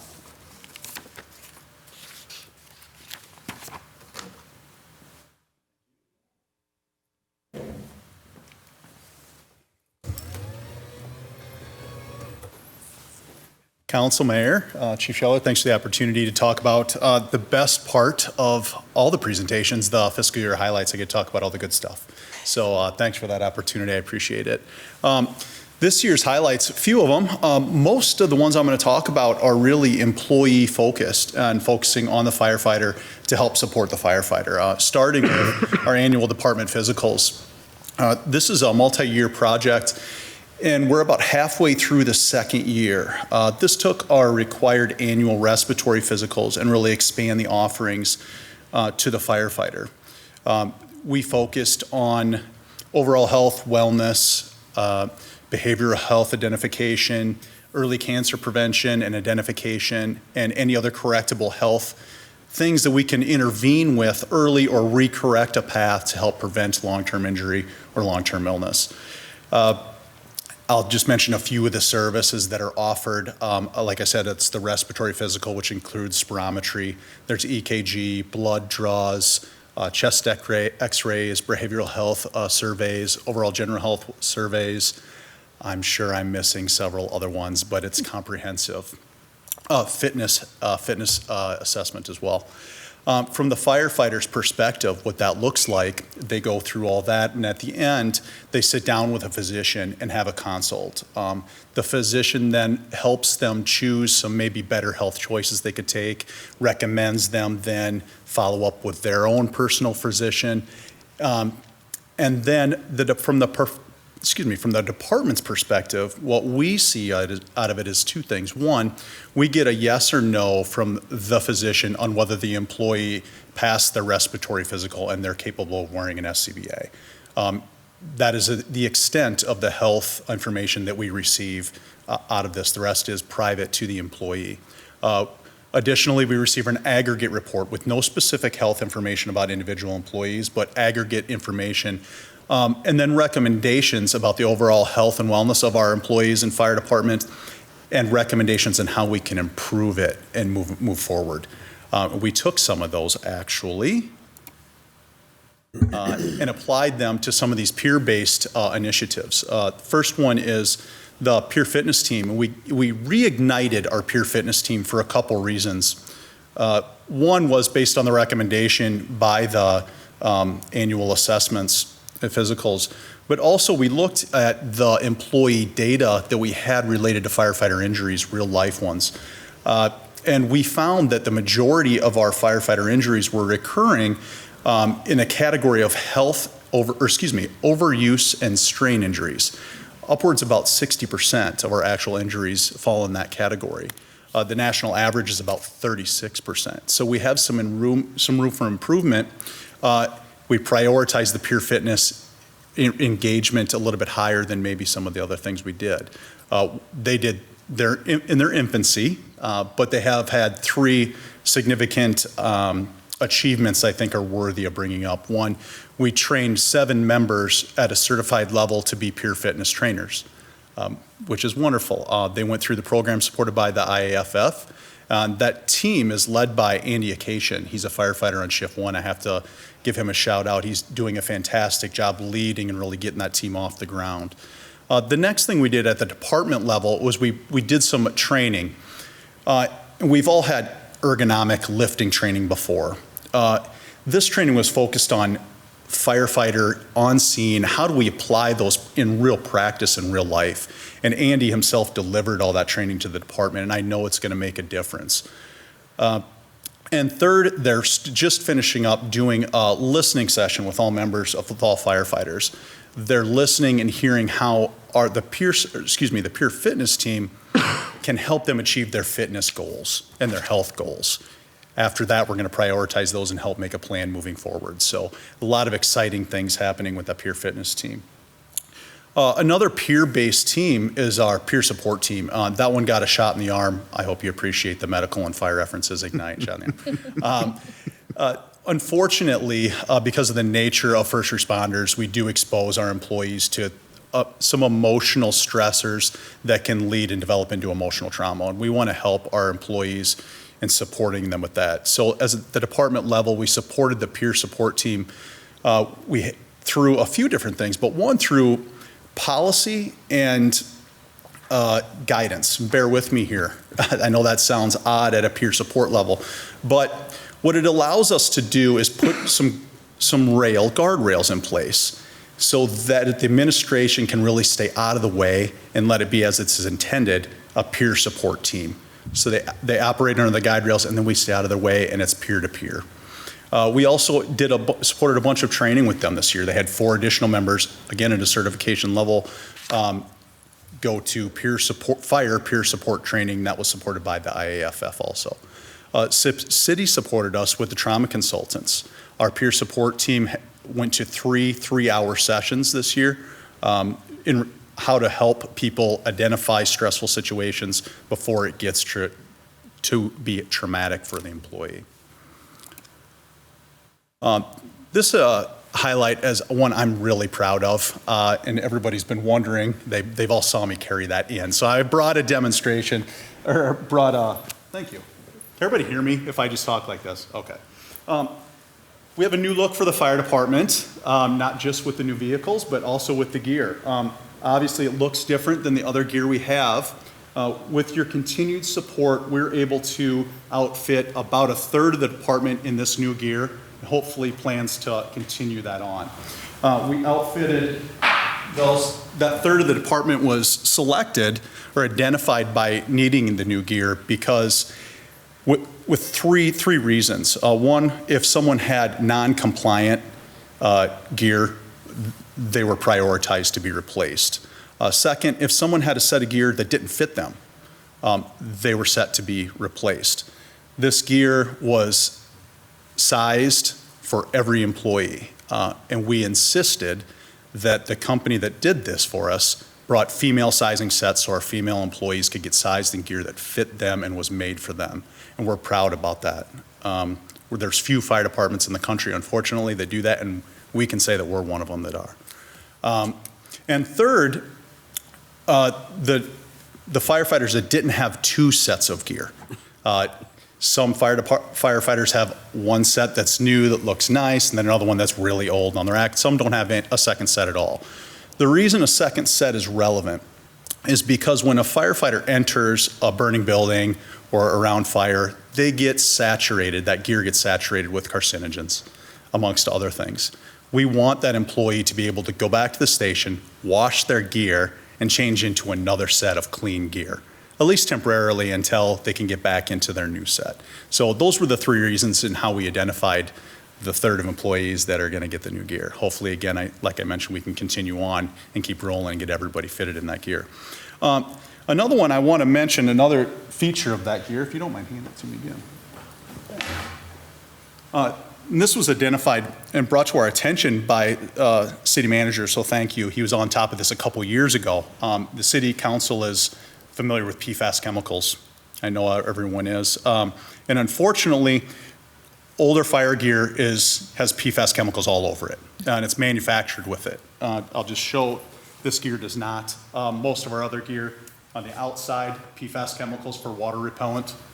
On the inside, this layer had PFAS chemicals, and on the moisture barrier, which is buried inside in this gear, it's actually sandwiched in between and does not come in contact with the wearer, has PFAS chemicals as well.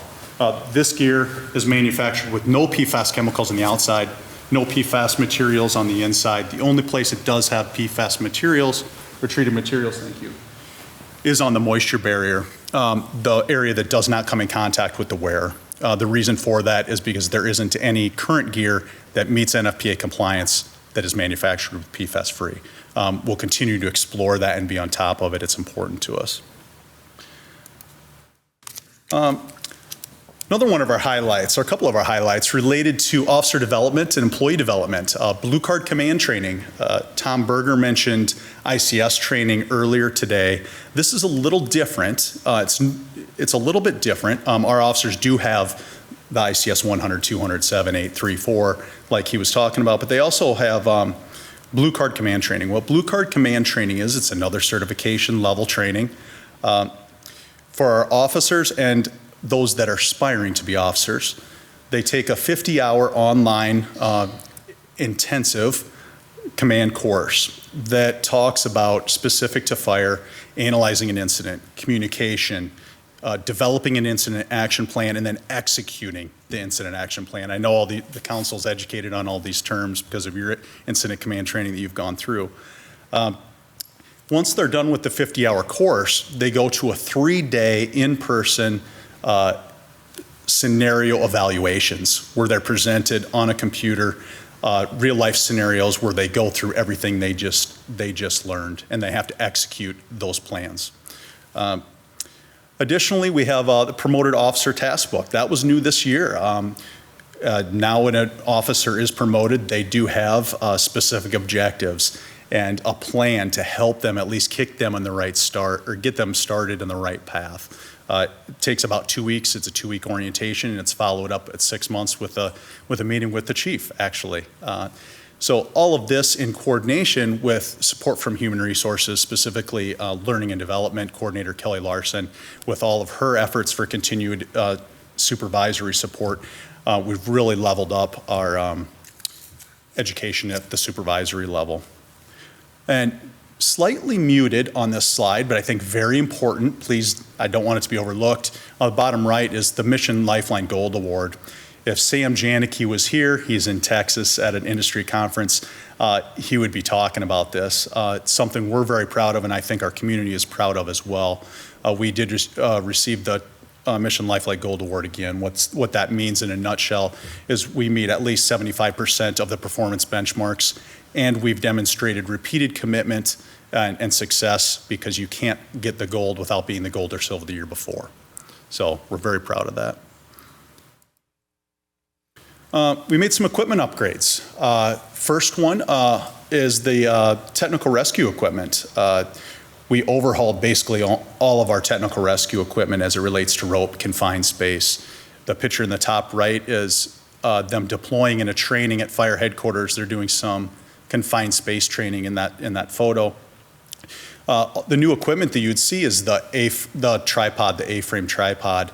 The stuff you don't see are all the small rigging, hardware, software. This provided redundancy in safety in those areas that we didn't necessarily have before.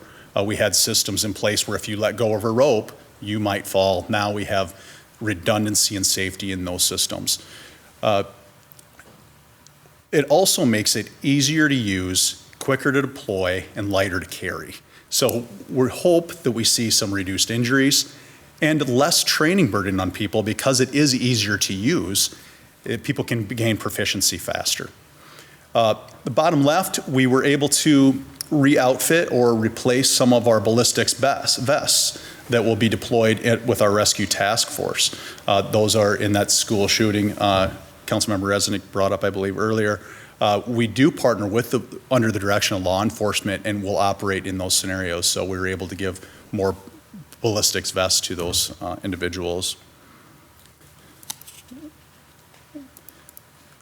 That being said, that concludes the highlights. I wanted to thank you again. Before I give it back to the chief, I just want to recognize they're not just the fire department's highlights, they are all of ours. So thank you for your support.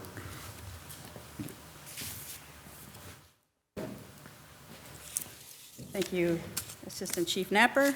Appreciate that. All right, moving on. A couple of the things that we'd like to showcase are first the fleet replacement strategy. It's no secret that across the United States, fleet replacement has been a struggle, not just in the fire department, but in the police department and public works. We recognized this really early when I got here in 2022. Historically, it would take about 12 months to build a large vehicle and take delivery of it. Now it's upwards to 3 years to do this. A couple of the vehicles we'll talk about were actually ordered before I got here, and we're still waiting for those. We recognized this, we thought about it, and we came up with a couple really unique ideas. One of them first was to pull away from the traditional way of speccing and building like a custom vehicle. And we leaned into a strategy that we use when we purchase our own vehicles. And it's, you look at what's available on the lot, you look to see if it matches, if it has all the things that you need, and then you put your name on it. So we did that last year. We had approval through the budget process to purchase a couple vehicles. And we looked at available fleet from various vendors, and we put our name on a couple of them.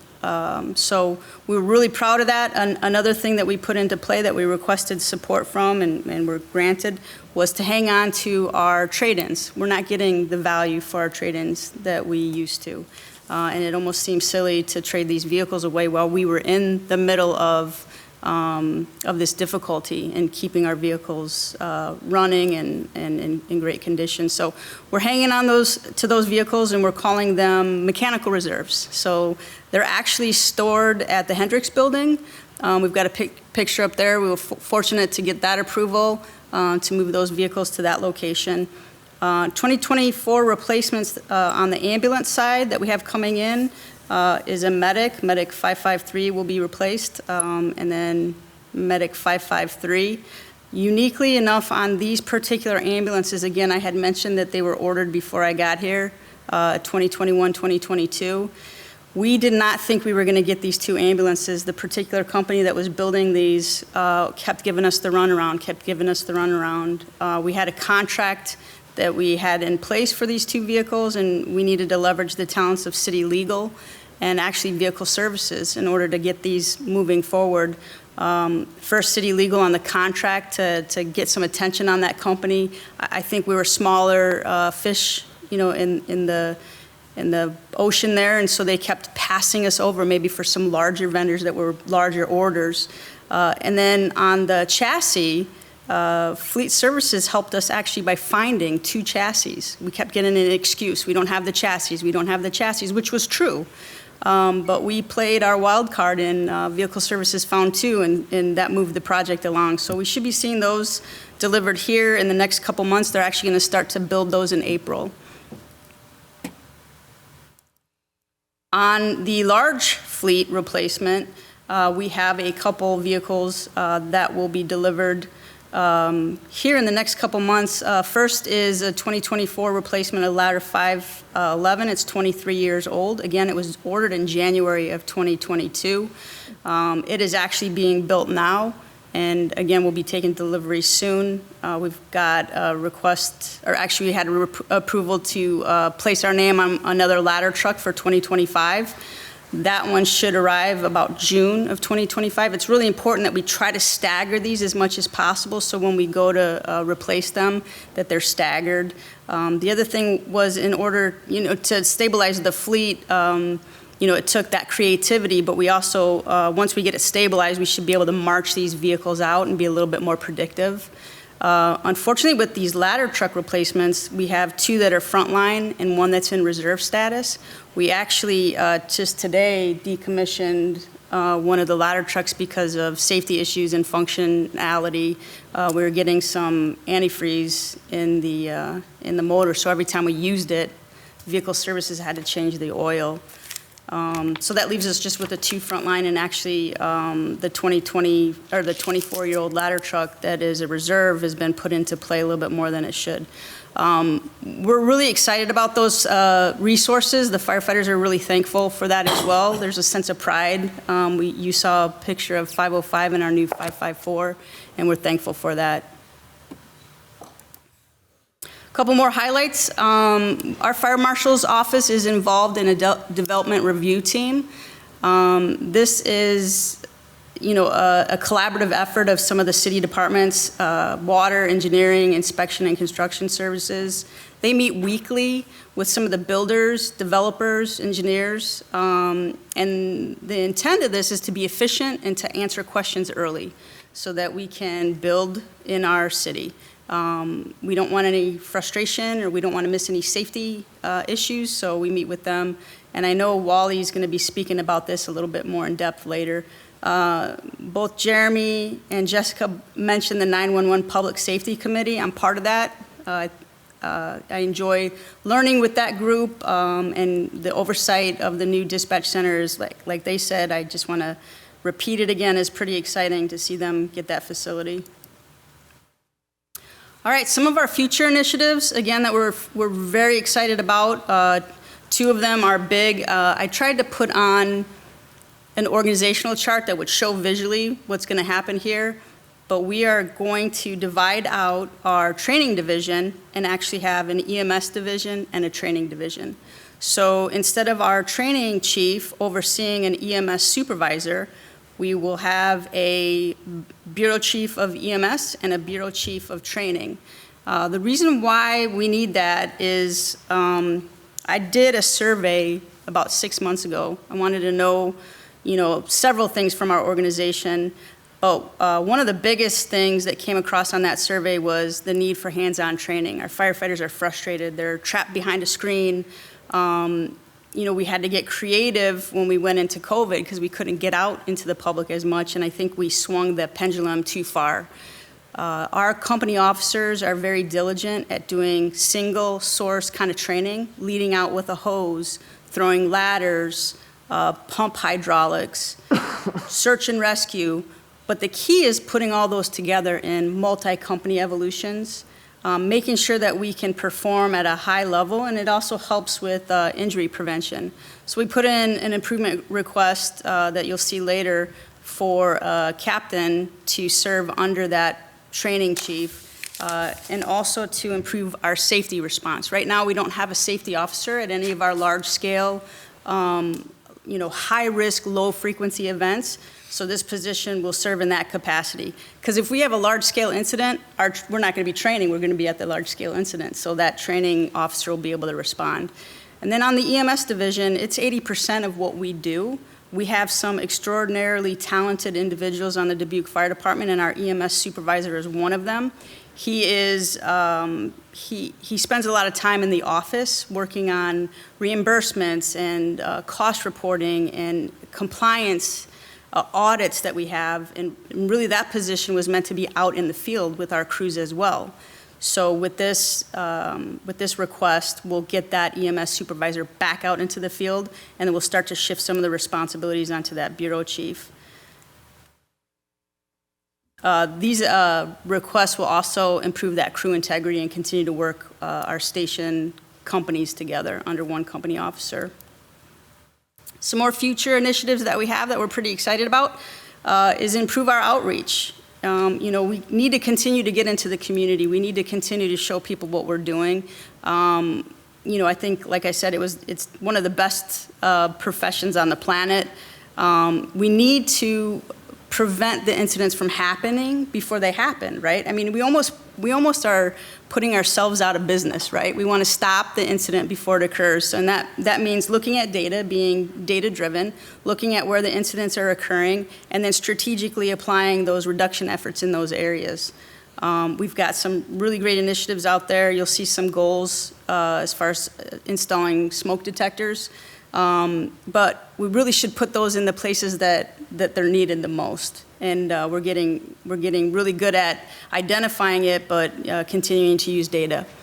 And another thing is we need to continue to educate our community on what it is that we do. You know, we are fire and we are EMS. Not a lot of people know that, and I'm really surprised that you've heard me talk about this before, but I hear time and time again, you know, that, oh, we're just firefighters, we're just the fire department, we just respond, you know, on structure fires. No, every one of these members are trained to both fire and EMS. We're paramedic trained, and we provide a high level of service. We're strategically located in the community.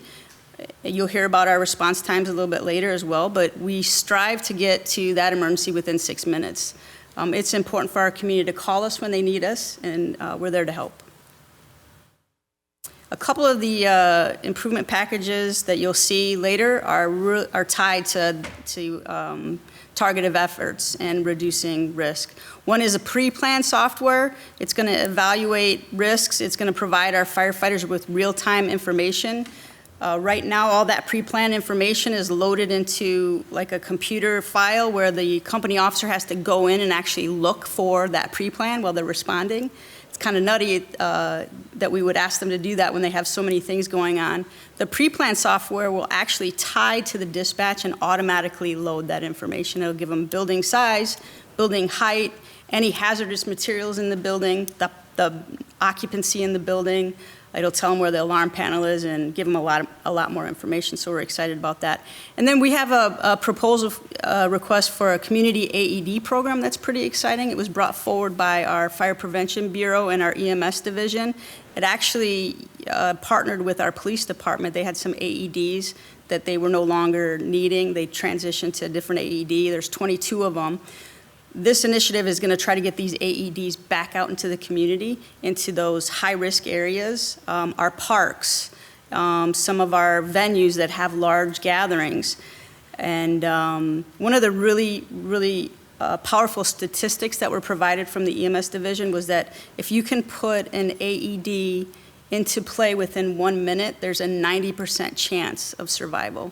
And it decreases, obviously, every minute that goes by. So you hear us championing and really encouraging our community to step up. We mean that because it makes a difference. Another thing that you'll see that I want to describe here as far as promoting the Dubuque Fire Department is in line with a request that I'm pretty proud of. It's neighborhood graphics on our fire vehicles. This came from a conversation that I had with Temois. He wanted us to paint, he wanted a proposal for each of the neighborhoods to paint their hydrants to match each of those neighborhoods. It was a really cool request.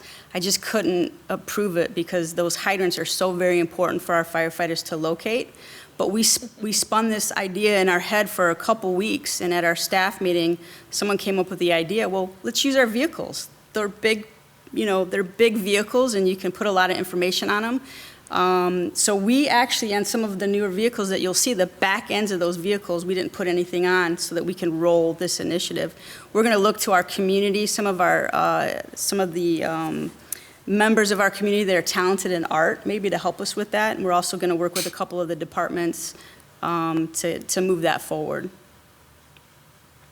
The other thing with that community graphic is when you see us at an incident, there might be a little bit of pride from that neighborhood saying, oh, there's my vehicle. You know, that one's the one that covers Grand View, or that's the one that's up on the hill, and those are our firefighters. Future initiatives, like the police chief said, recruitment and retention still remains one of our priorities. We've got to hire, train, motivate, engage, retain, reward all these employees. And you know, we do it several ways. We really pushed this last year when we changed our testing process. We upgraded the test. We don't have the limitations that police do as far as the test. And the test that we were using last time was one that I used, and that's too old. This is a test that's more of a hybrid for the next generation firefighter that we're hiring. We are looking to eliminate every barrier possible. So not only did we allow the individuals to test online if they needed to, when we interviewed, we provided different dates and times that were flexible. We know that individuals, have jobs and they vary in their hours that they work. So we had some interviews that were on weekends, we had some interviews that were at night, and we took this idea actually from the Human Resource Department. I think Assistant Chief Napper actually brought it back. He served in one of their committees and said, it was a great idea. And then, just continuing to be creative. The other thing is we reduced the requirements. You heard about that last year when we allowed EMTs to test. It was perfectly timed.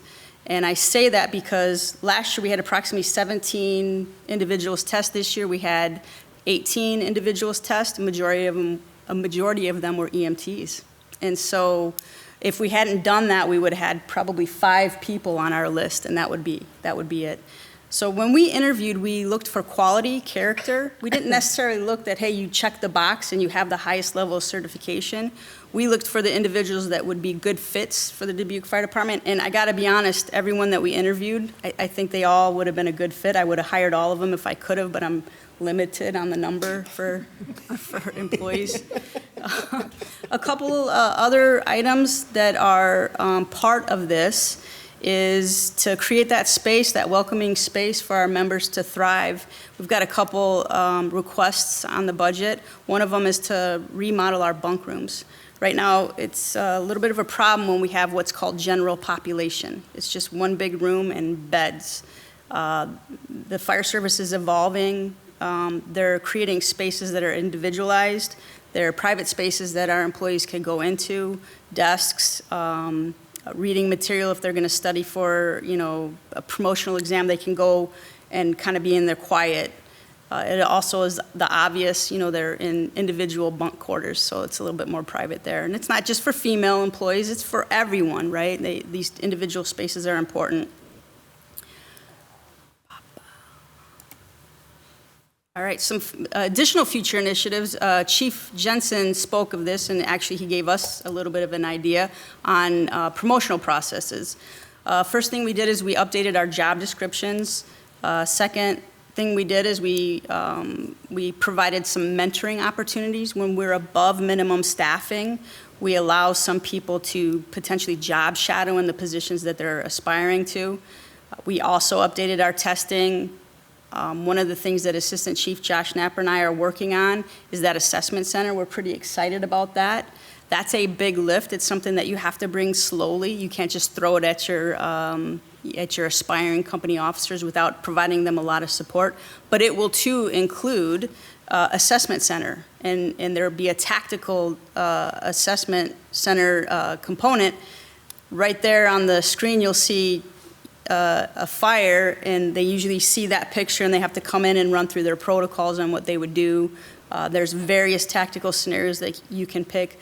The one that I really am looking forward to is you can also put a problem employee scenario in there. So you can put some of the common things that company officers run across, and you can put some more challenging for your higher promoted officers. The assessment center, the thing that I like the most about it is it's a third-party oversight. It's a company that comes in, they do this for a living, they do the testing, they provide the feedback, and it's all transparent. There's nothing hidden about it.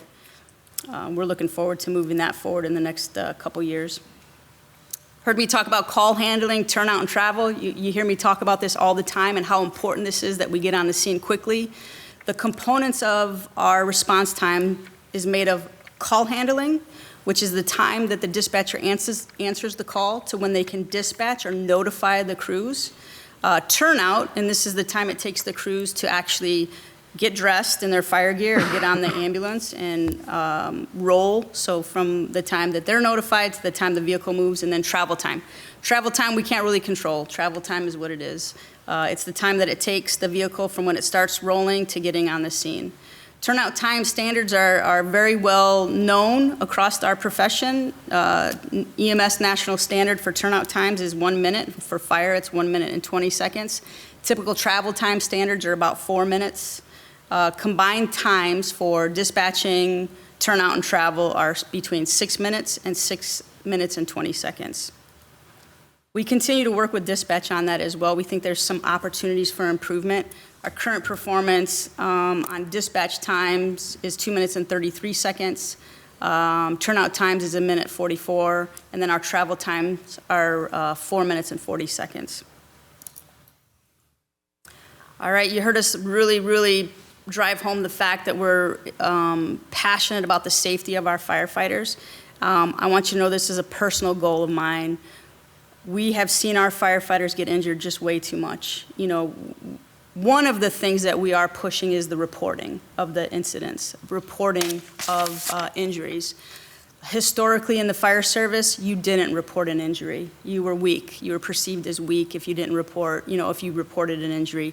We have changed that over the course of the last 5 years, 10 years. It's so important to report these injuries so that we can improve, we can trend, we can get better, we can educate, and we can put some of the things that Assistant Chief Napper had presented into play.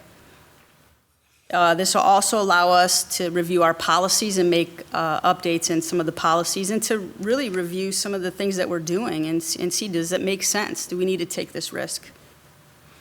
The initiatives that Assistant Chief Napper talked about with our peer fitness team and our peer team as far as is the collaboration on those teams. It's truly a labor management initiative, so there's a lot of buy-in there. There's a lot of support and there's a lot of resources.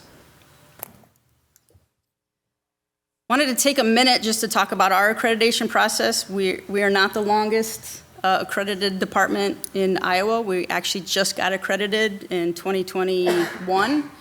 The accreditation is so important. It's really important to me, it's important to our senior staff, and it's important to our firefighters. It's an opportunity to have an outside organization come in and tell you what you're doing well and what you can improve on. In this particular accreditation process, the peer team comes in once every 5 years, and they leave you with recommendations. The accreditation process is made up of over 280 competencies. More than 80 of these are called core competencies, and you have to meet these in order to be accredited. When the site team visited, they left Dubuque with 21 recommendations and 11 core competency recommendations.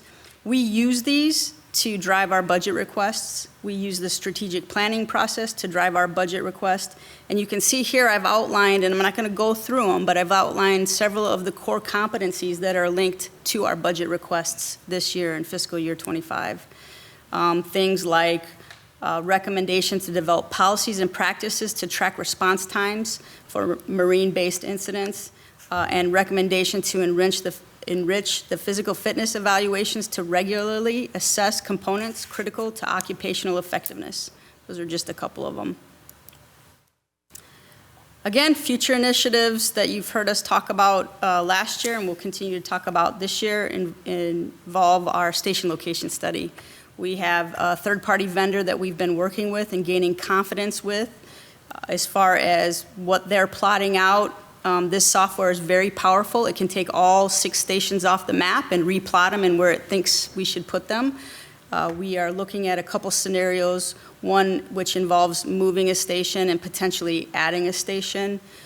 We identified very early in this process that we needed to work on those times that I just outlined, the dispatch time and the turnout time, because a difference of 10, 20, or 30 seconds made a big difference in where that software was plotting those stations.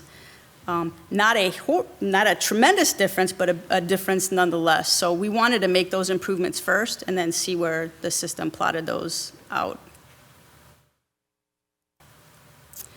The fire department's fiscal year 2025 requested property tax support is $12,285,000. The average homeowner's property tax cost, as the councilman indicated, was $181.82. And we're thankful for this support. It allows us to do all the things that we're doing.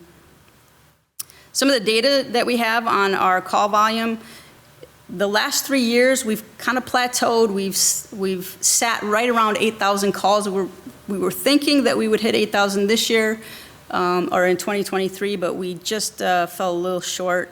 Again, EMS incidents account for more than 80% of these calls, and another reason why we were requesting some support in that EMS division. Hazardous materials remain steady from 260 to 300 events every year. That's pretty scary. I mean, that's a lot of incidents on hazardous materials, and we're very thankful that we have a good partnership with our county, and we have very well-trained members to respond and mitigate those. Our rescue calls, as far as technical rescue, high angle and confined space, those hover around 30. We had 40 of them in 2022 and dropped to 26 in 23. And then this year we hit 26. Our recommended 2025 improvement package requests include that field training officer, safety officer that I had discussed earlier. It includes a bureau chief of emergency medical services, again, that I had discussed earlier. The pre-plan software that was tied to some of our community risk reduction and assisting some of our company officers and responders in knowing what they're responding to. It also includes sealing the floor at Fire Station 6, providing a non-slip surface there. It includes a lawnmower for Fire Station 2. That campus is one of our largest campuses for stations. That was put together by that station captain. He used data on injuries. He used data on downtime as far as those firefighters doing that maintenance. So we were really proud of him for putting that together and bringing it forward. Again, the neighborhood graphics are there as well on the request.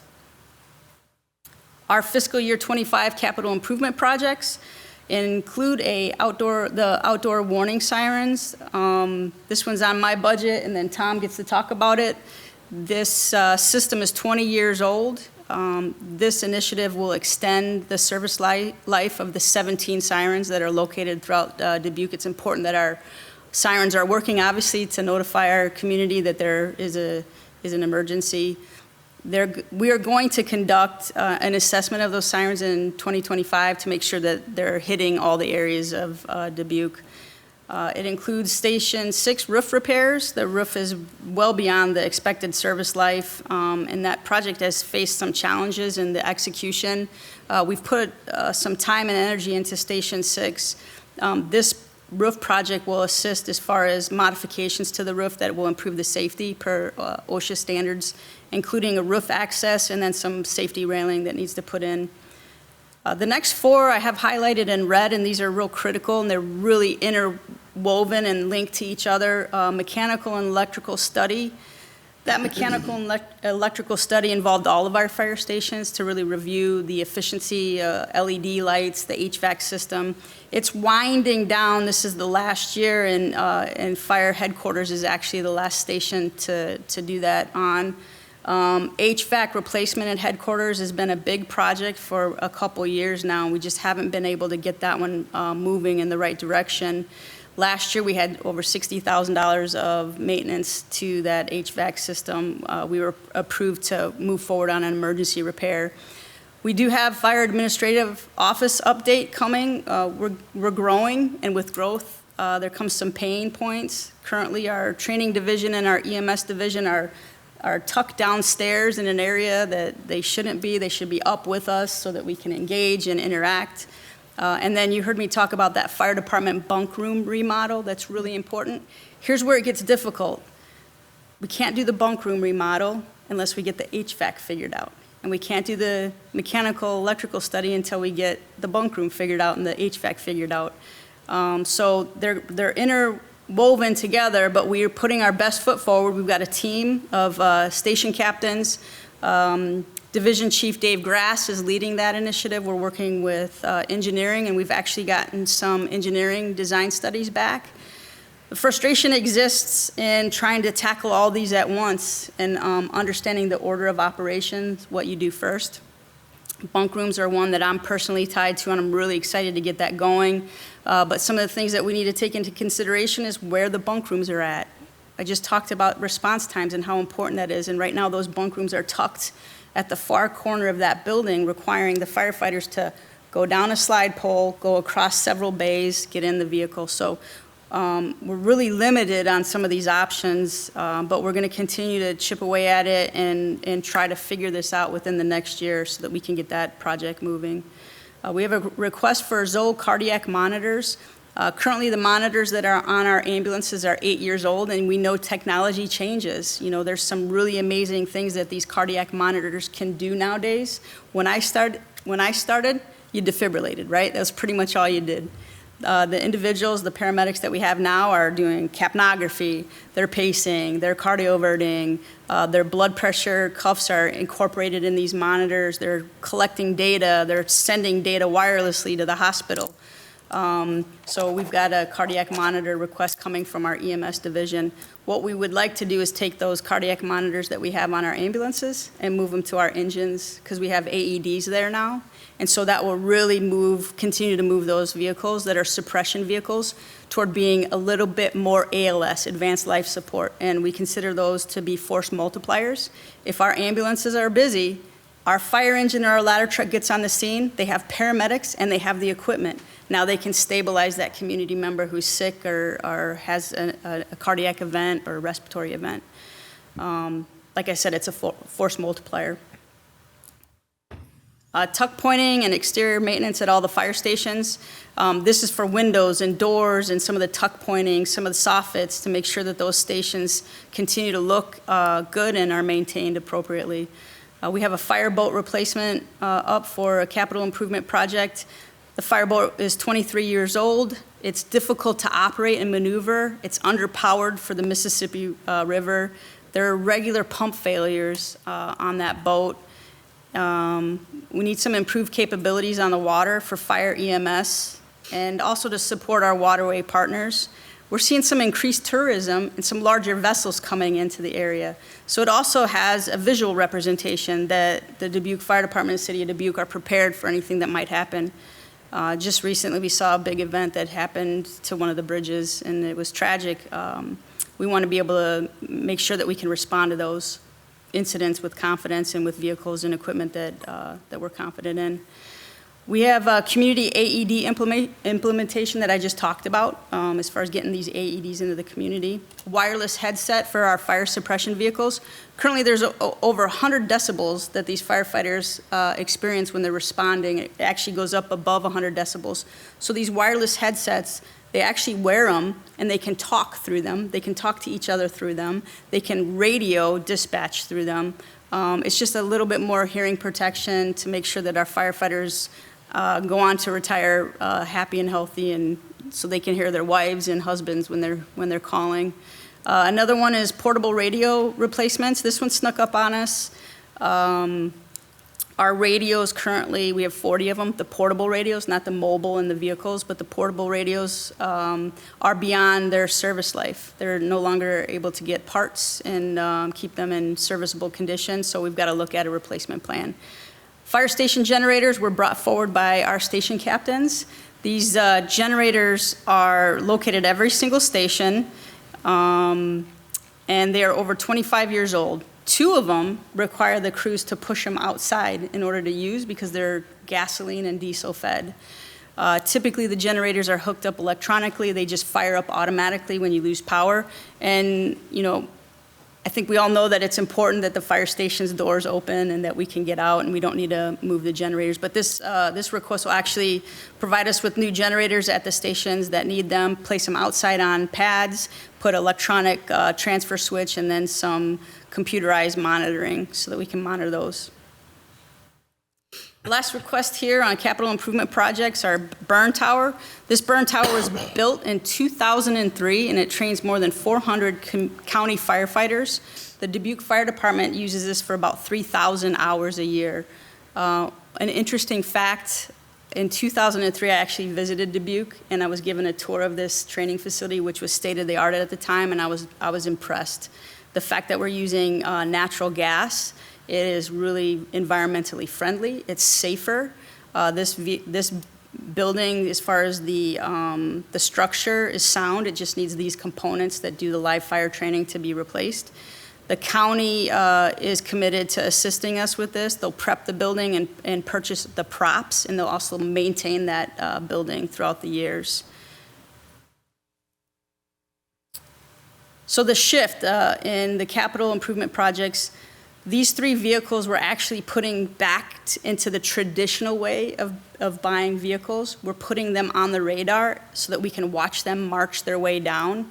One of the reasons it's important to kind of see these vehicles walk their way down a CIP It'll give us an opportunity to evaluate if we can stabilize. You know, a couple of those curveballs that we didn't know were the inability to bring those 2 ambulances in. We didn't think we were going to get them. I think now we are.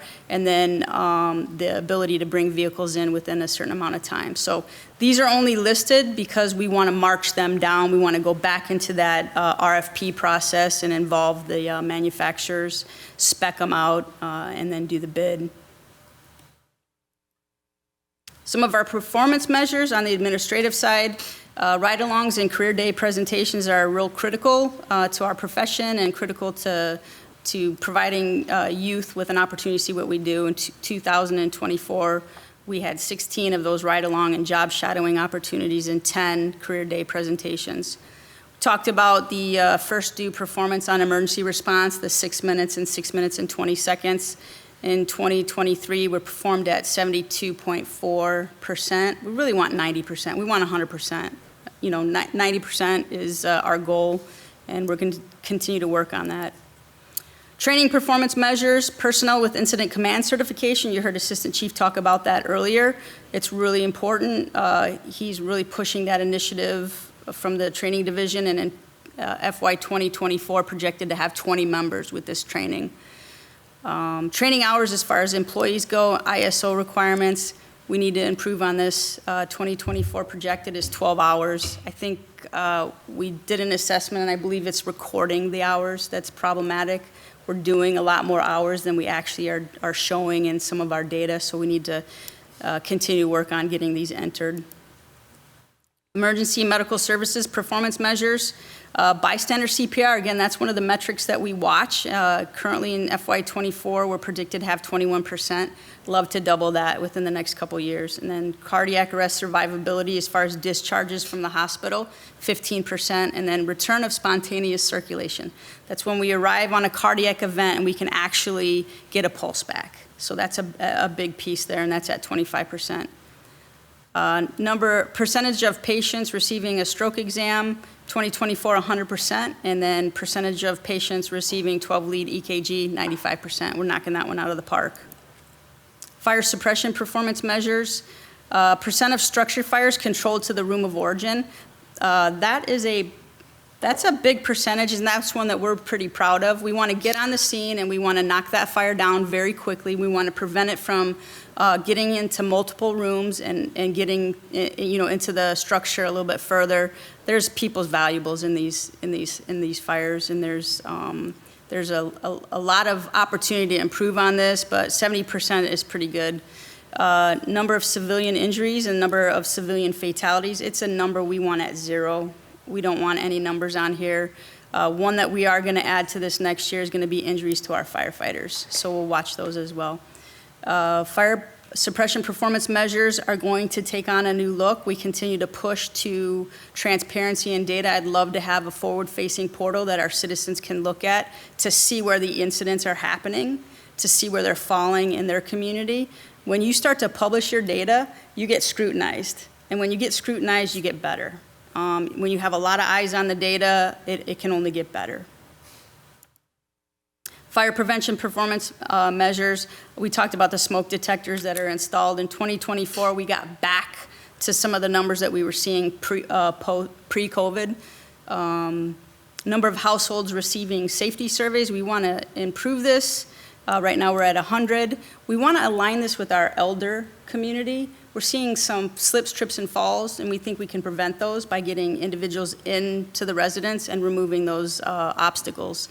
Percent of compliant fire protection systems. This was that Brycer compliance engine I was talking about earlier with an intern. We're at 95% on that. We didn't measure it in 22 and 23, but we're going to continue to measure that. All right, last item. Everyone ready? Almost done. Ambulance billing, and this is our payer mix. The important piece of payer mix is that Dubuque is unique to this payer mix. Every community is a little bit unique to payer mix. Medicaid in Dubuque, as far as the transports that we have and the individuals that are utilizing Medicaid, is 24%. Medicaid is tied to our GEMT reimbursements. Medicare is 52%, insurance is 13.5%, private pay is 10%, and workers' comp is 0.5%. Where this is important is there are several components to our reimbursement strategy.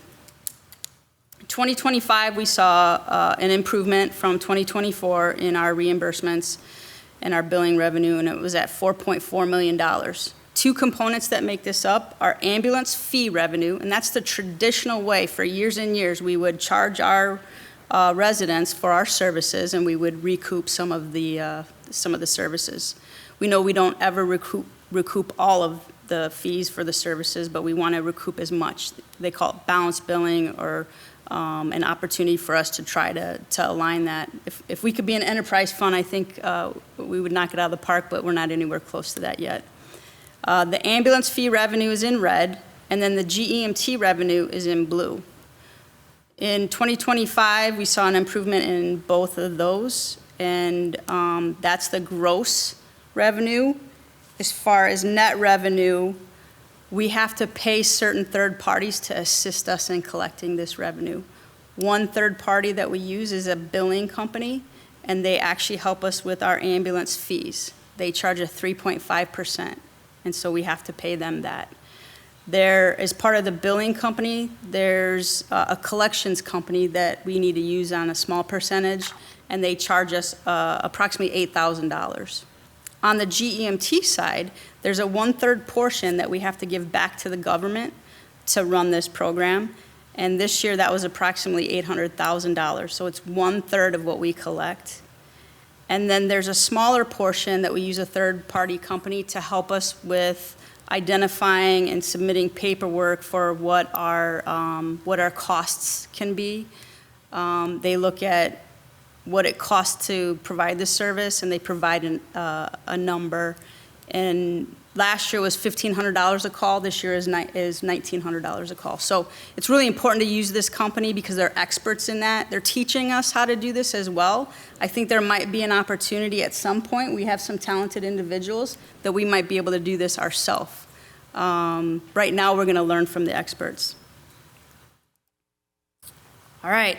That was a long presentation. I feel like I talked way too long. I do appreciate your time. We appreciate the support. I'm thankful for my two partners here that assisted with gathering this information, and we'll turn it over to some questions now. Perfect. Thank you so much, Chief. Well, this was, we are in a public hearing for the Fire Department's fiscal year 25 budget. Do we have any public input this evening? I don't see anybody here. Anybody virtually? Okay. No input. And no input from the city clerk's office. Okay. All right. Then back to the table for discussion. Ms. Roussel? Thank you. Well, I love your enthusiasm. It was a great presentation. I like your focus on employees, and the way I looked at it was taking care of the people that take care of us. And that's just awesome. I loved, I think you said, helping everyone to thrive. So important. I liked that there's engagement at the station level, that there's seems to be a sense of pride at each location that they want it to be the best it can be so that they can serve our citizens. But I think what it all boils down to is that when those employees are out in our community, they're going to have the best possible interaction with our citizens. So we are making the right investment in our employees so that they're going to serve our community in the best possible way. So thank you all for what you're doing and for all you do to serve us. Thank you. I appreciate that. Mr. Mayor? Mr. Jones? Well, thank you for finding the courage to tell Temwa no. He's really hard to say no to because he's so enthusiastic and fired up and usually right. But I lived through a hydrant painting contest in the city in 1976 to celebrate the bicentennial. They passed out paint, and none of our fire hydrants looked like hydrants. And they were cute if you could find them. But we spent a lot of time looking for them, and it was a terrible idea for public safety, although it was cute. So, and I really like the solution that you came up with to provide some identity to the stations and tie more to the neighborhoods. When we bought the little telesquirt ladder truck, we put on the side of it, living on the edge, because they were also the technical rescue squad. And the chief at that time liked it, and the next chief didn't like it so much, and we didn't get mottos on the trucks for a while. We weren't allowed to do that, so it's it's kind of neat to see the identities of the neighborhoods coming back. Love what you're doing with equipment. You've been resourceful and kind of changed the paradigm, or I guess the paradigm changed, and you ignored it and found a way around it. And I really like that. I'm proud of that. Everything that you're trying to do and everything that you are doing is I think, going to be successful. I think you're asking for the right things. I think it's time for us to put our money where our mouths are.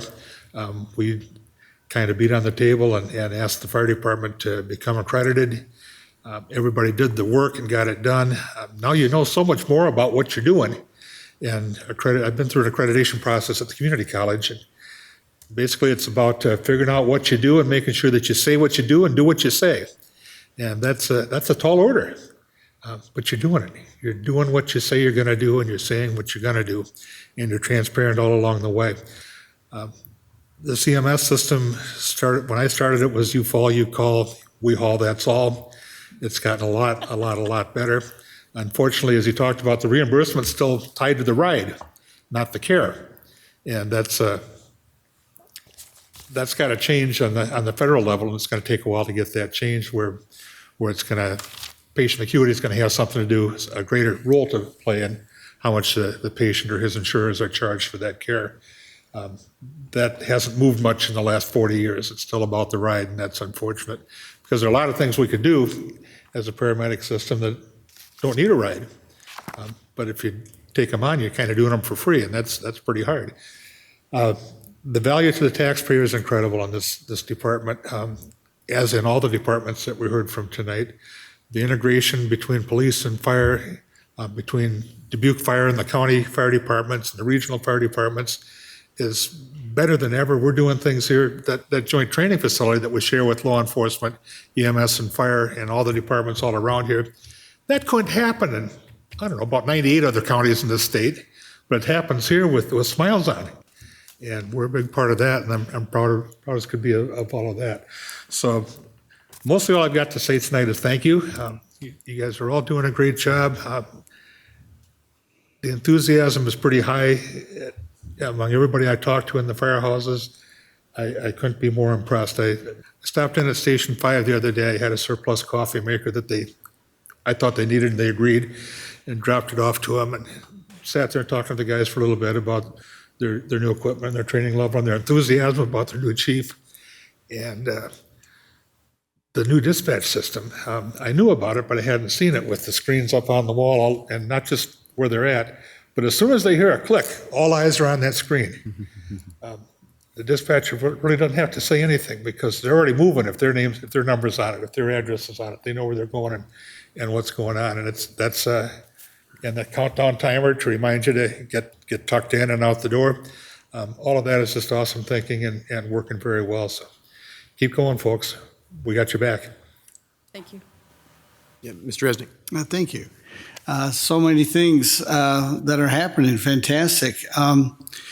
You said that the EMS training, new person, when they're not training, they'll be a firefighter. You know, if they're called to a fire, they can fight fires, correct? The training captain, safety and training Yes. captain? Yeah, that'll be a day position, a 40-hour position working under the training division. They'll be the safety officer, so they'll be part of the incident command team. We need that dedicated safety officer.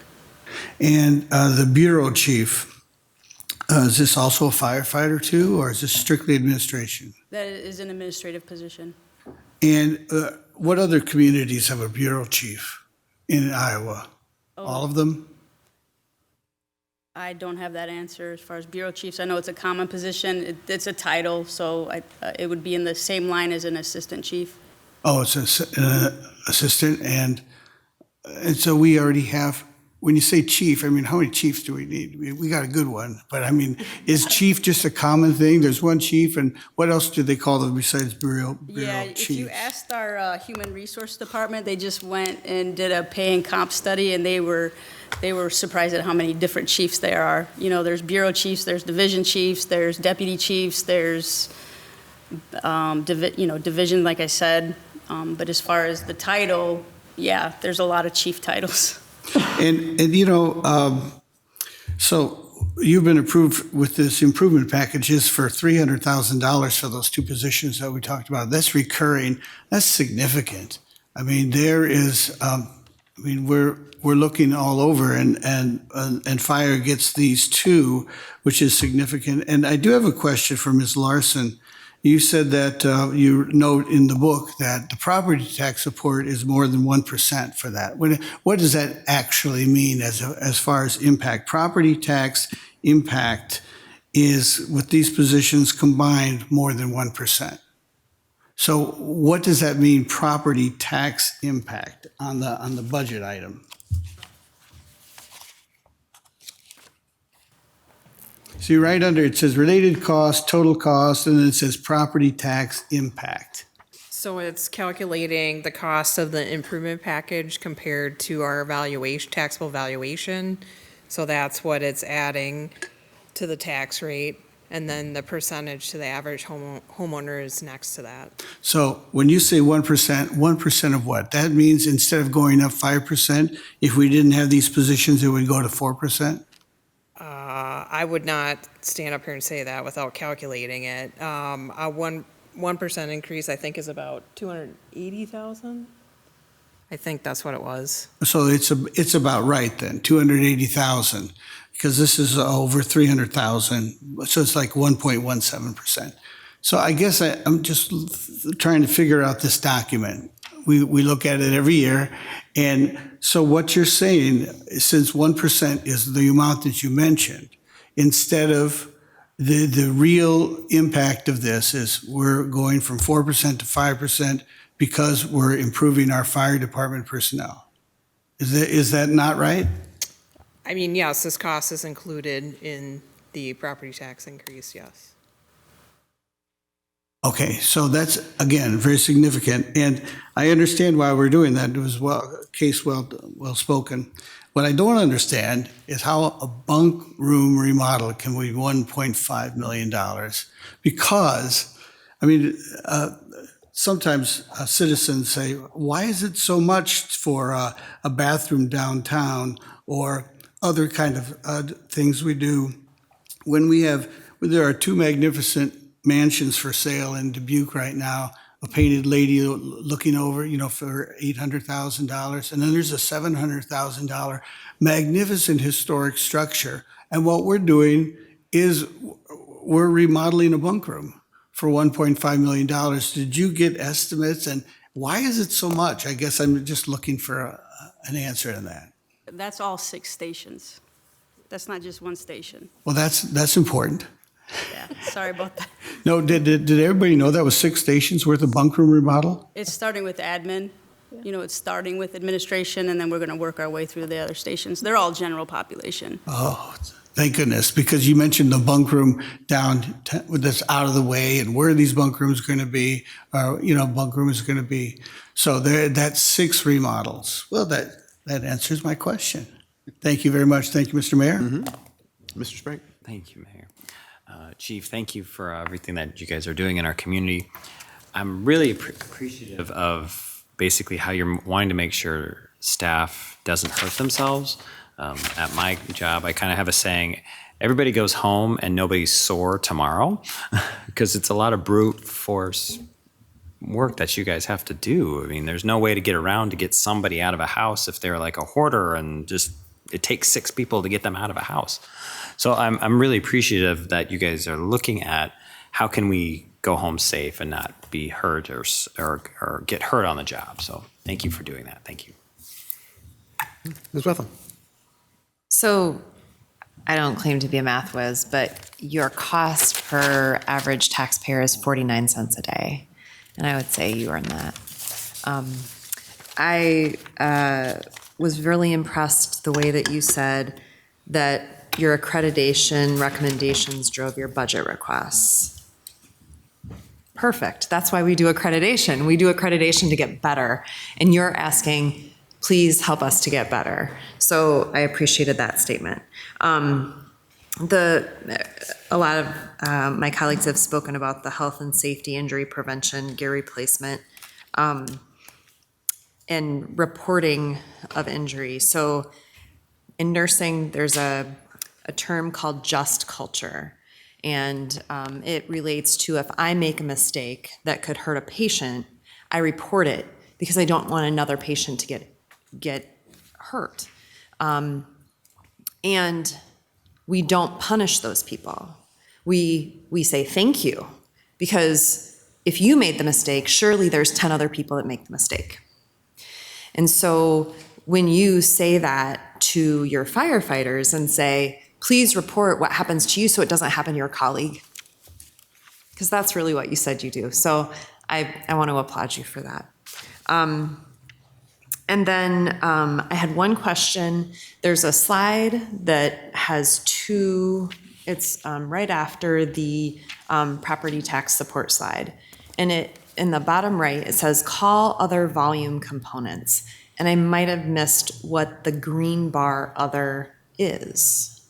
Other represents nothing that, the items that are not classified. So those unique calls, elevator rescues, things that don't fall into fire, hazmat, technical rescue. Which is almost everything. It is.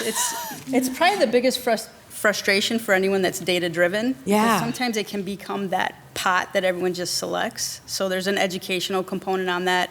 The fire service on the national level is getting a lot better at providing the proper codes for our people to use as far as classifying those. So that's a great question that it can be frustrating. Okay.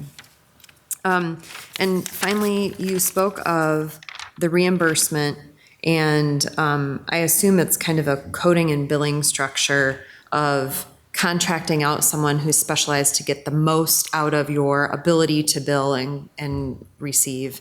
But absolutely, I could see the value in eventually having a expert. So I know that's not a firefighter. I mean, we're talking about adding people that are not actively firefighting. But if you add someone who is an expert in coding and billing and bringing in hundreds of thousands of dollars more than would pay for their own ability to bring that in. So I think, I don't know, I'm really excited about the opportunities for that in the future. Maybe it's not even the next couple years, but it only makes sense in healthcare to hire the right people to do the billing and coding to get the right reimbursement. I know on a routine basis, probably every couple weeks, if not more often, am personally talking to a coding and biller to say, oh gosh, I didn't realize I could code and bill that way. It's an appropriate way to do it. I need to do it the right way. And when it comes to Medicare, leaving off coding and billing is just as bad as overbilling. And so making sure that you have someone who has their finger on exactly what should be doing, it could be a game changer for our department. So I would be interested in learning more about that in the years to come and what comes of where you're at with that. I'm excited to see what you've done. Yeah, Thank I'm you. excited that you brought that up because it kind of ties to Councilman Resnick's question as well as far as building that EMS division out. Our contract to PCG for the cost reporting alone is $114,000. That's that part that I expressed some interest in possibly doing ourselves. Many fire departments do that on their own, but when you're new to this, or newer, and I'm saying we're doing this less than 5 years, you have someone help you with that, because if you mess it up, then you're losing dollars. Same thing with billing. There's some really interesting strategies in the realm of no transport opportunities in the hundreds of thousands of dollars.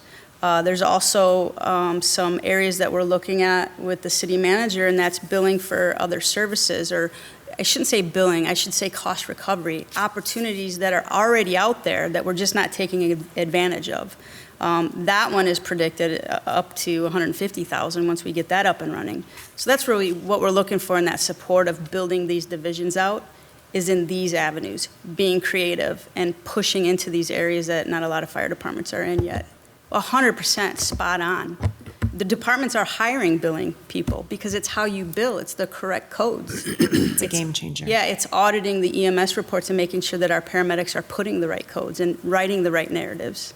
It wasn't like this 10 years ago. Yeah, and even having a person individually reach out to say, hey, I audited 10 of these rides. This is what we could do differently so that our reimbursement is appropriate. we're not talking about overbilling people. We're talking about doing the appropriate thing, actually having reimbursement for what we do. So thank you for bringing that forward, and I'm excited about the future of it. Thank you. And Mr. Ms. Farmer, Mayor. yeah. So I just have a couple of things as well. And first off, I wanted to congratulate you on your 140th year anniversary, and I look forward to the celebration of the next iteration of that number. And also, I wanted to applaud you for putting yourselves out of business. I really liked that moniker in terms of helping those of us that have small businesses as well as the larger developers in the city when you actually participate in the development review teams. And I know that when we started our small business that we called the police chief at the time and the fire chief and all the department heads and got their advice as we were building out before we even opened up a wall to put any installation of any kind of mechanicals in. And so it was really so helpful. And we learned a lot about airflow as well in and out of the restaurant as well. So greatly appreciative of that. And going back to what Ms. Wethel said, it's interesting that the elevator rescues became one of your other. And I think I am part of one of those digits in one of those. I'm one of your statistics, I do believe, as you were kind enough with your team to rescue me in an elevator in which I got caught in one of the buildings down in the Millwork District. So I wanted to thank your team and give you a shout out for that, because that was a couple of hours that I was enjoying myself with your team. And then talking about the integration with the police and the EMA, for the technology and for the software and for the CAD that we had talked about before we started tonight in terms of your software development. I think it would be interesting to see if indeed the audit features or the billing features or the cost reporting could somehow be part of a software package that would make it easier to do that billing in-house as opposed to using some of those consultants. And then also to tie into that your Zoll cardiac monitor system and your wireless headsets that you had mentioned, because all of these will hopefully become force multipliers for you and make a lot of difference as the technology advances and you become more comfortable with that new CAD system and with the new software system for the whole public safety that we're installing. And then I also like the idea of the community portal. In terms of educating all of us as to what you're doing, how you're doing it. And also, I think for small business owners, the benefit of learning more about what the fire group and what your team, the marshal, can do for you before you actually open up a business. I think that's extremely important and is just a real benefit and helps us with our budget and with our management of the operations as well. So just wanted to share with you that I think those are very important, and I look forward to hearing more data and more statistics from you as you get new software and how that is developing for you and for all the public safety. And as everyone else has said here on the table, thank you so very much for keeping us safe and for hopefully putting yourselves out of business at some point. Thank you very much. Thank you, Mr. Mayor. Mr. Jones.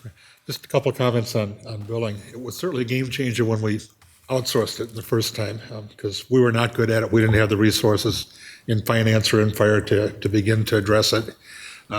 When I started, we were supposed to fill out a receipt, take the $35 out of the guy's wallet, put the receipt in there. I'm glad that changed. That was not a good system. The other thing that I remember vividly from that conversation, I credit the city manager for this because it was a real peek into his character. He said, well, his biggest parameter was that no matter what service we chose, that every stone be turned over before we send the patient a bill, that we make sure the patient's not paying a nickel more than they're supposed to pay. And I really admired that, and we made sure that was part of our parameters in selecting a billing service. But I absolutely support bringing it in-house because we've got a whole different finance team than we had with better capabilities, and we could probably do it with one full-timer, just juggling that money, and it's worth the conversation, and I know you're looking at it, so good luck. It's not a place for sissies. Medicare doesn't acknowledge mistakes. Their mistakes are called fraud in Medicare reimbursement, and that's why you need to be very, very delicately careful with it. but we can get good at it. All right. Well, Chief, I'll tell you why your presentation was so long. It was because you did a lot. I mean, what didn't you do last year? I was just sitting there looking at all these slides thinking, this goes on. They just keep on going. And I'm just going to name a few of these things. They've already been mentioned here, but I think there's just so much. Your 140th anniversary, that's really cool. I hope we get a chance to celebrate that with you this coming year. Volunteering on 9/11, that's an interesting approach to that, and a good team building activity to take on with your department as you work through all these changes that you're going through. Your community engagement, I mean, you mentioned so much of it, and it's great, and it's improving. Those numbers are improving. I know that fell off during COVID, and it's really nice to see those numbers coming back up. I was really impressed with the comprehensive department physical, the data-driven health and safety improvements that you're making. A regular person like me and like us up here, we don't know anything about the gear that you have and what that means and the danger that can pose to a person just because they used it for the purpose that it was intended for, and the danger that it can pose to a person because of what's in it. It's really important that we're looking at those things. And then the equipment upgrades, you kept on going. I mean, you talked about the equipment upgrades that you had that are also for safety. And then you're not done. You had 8 slides of future initiatives. You know, there's a lot going on at the fire department. I don't have any questions for you this year on this budget. I think everything that you showed us is absolutely, it's driven by you said accreditation, it's driven by the data that you've collected, it's driven by your engagement with your department, the people that work there, the ones who do it every single day. They're telling you what to do. And, you know, the last thing I just want to say is there are a lot of nights that I sit up here and I'm thinking, man, this is a great town. I love living here, you know, but I'm particularly proud to be a Dubuquer tonight. I have to tell you this. I mean, this night was one of those where we've made some pretty important investments in the work that you all do. And when I say we, I mean all of us together. You know, I don't sit here and take credit for that, and this council shouldn't either. I mean, we've made some great decisions, I think, but these are important things that we've decided to do together.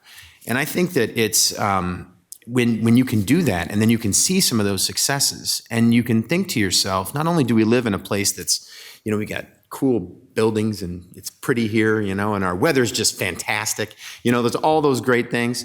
But we talk about the fact that we have these people who are really thinking about how to make it the safest place that we can possibly live and the most caring place that we can possibly live.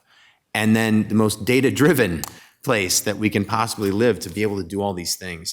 I'm just telling you, this has been a really good night. And I want to thank you for presenting this information, everybody who presented tonight. It really is great to be a Dubuquer, and these are the reasons why. So thank you for all that you do.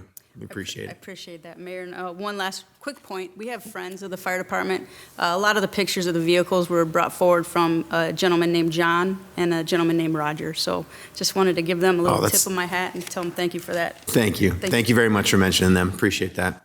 All right, everybody. Well, it's been a good week. We have come to our close, so we will be adjourned until next Monday, I believe, is our next budget hearing. So thanks to everybody.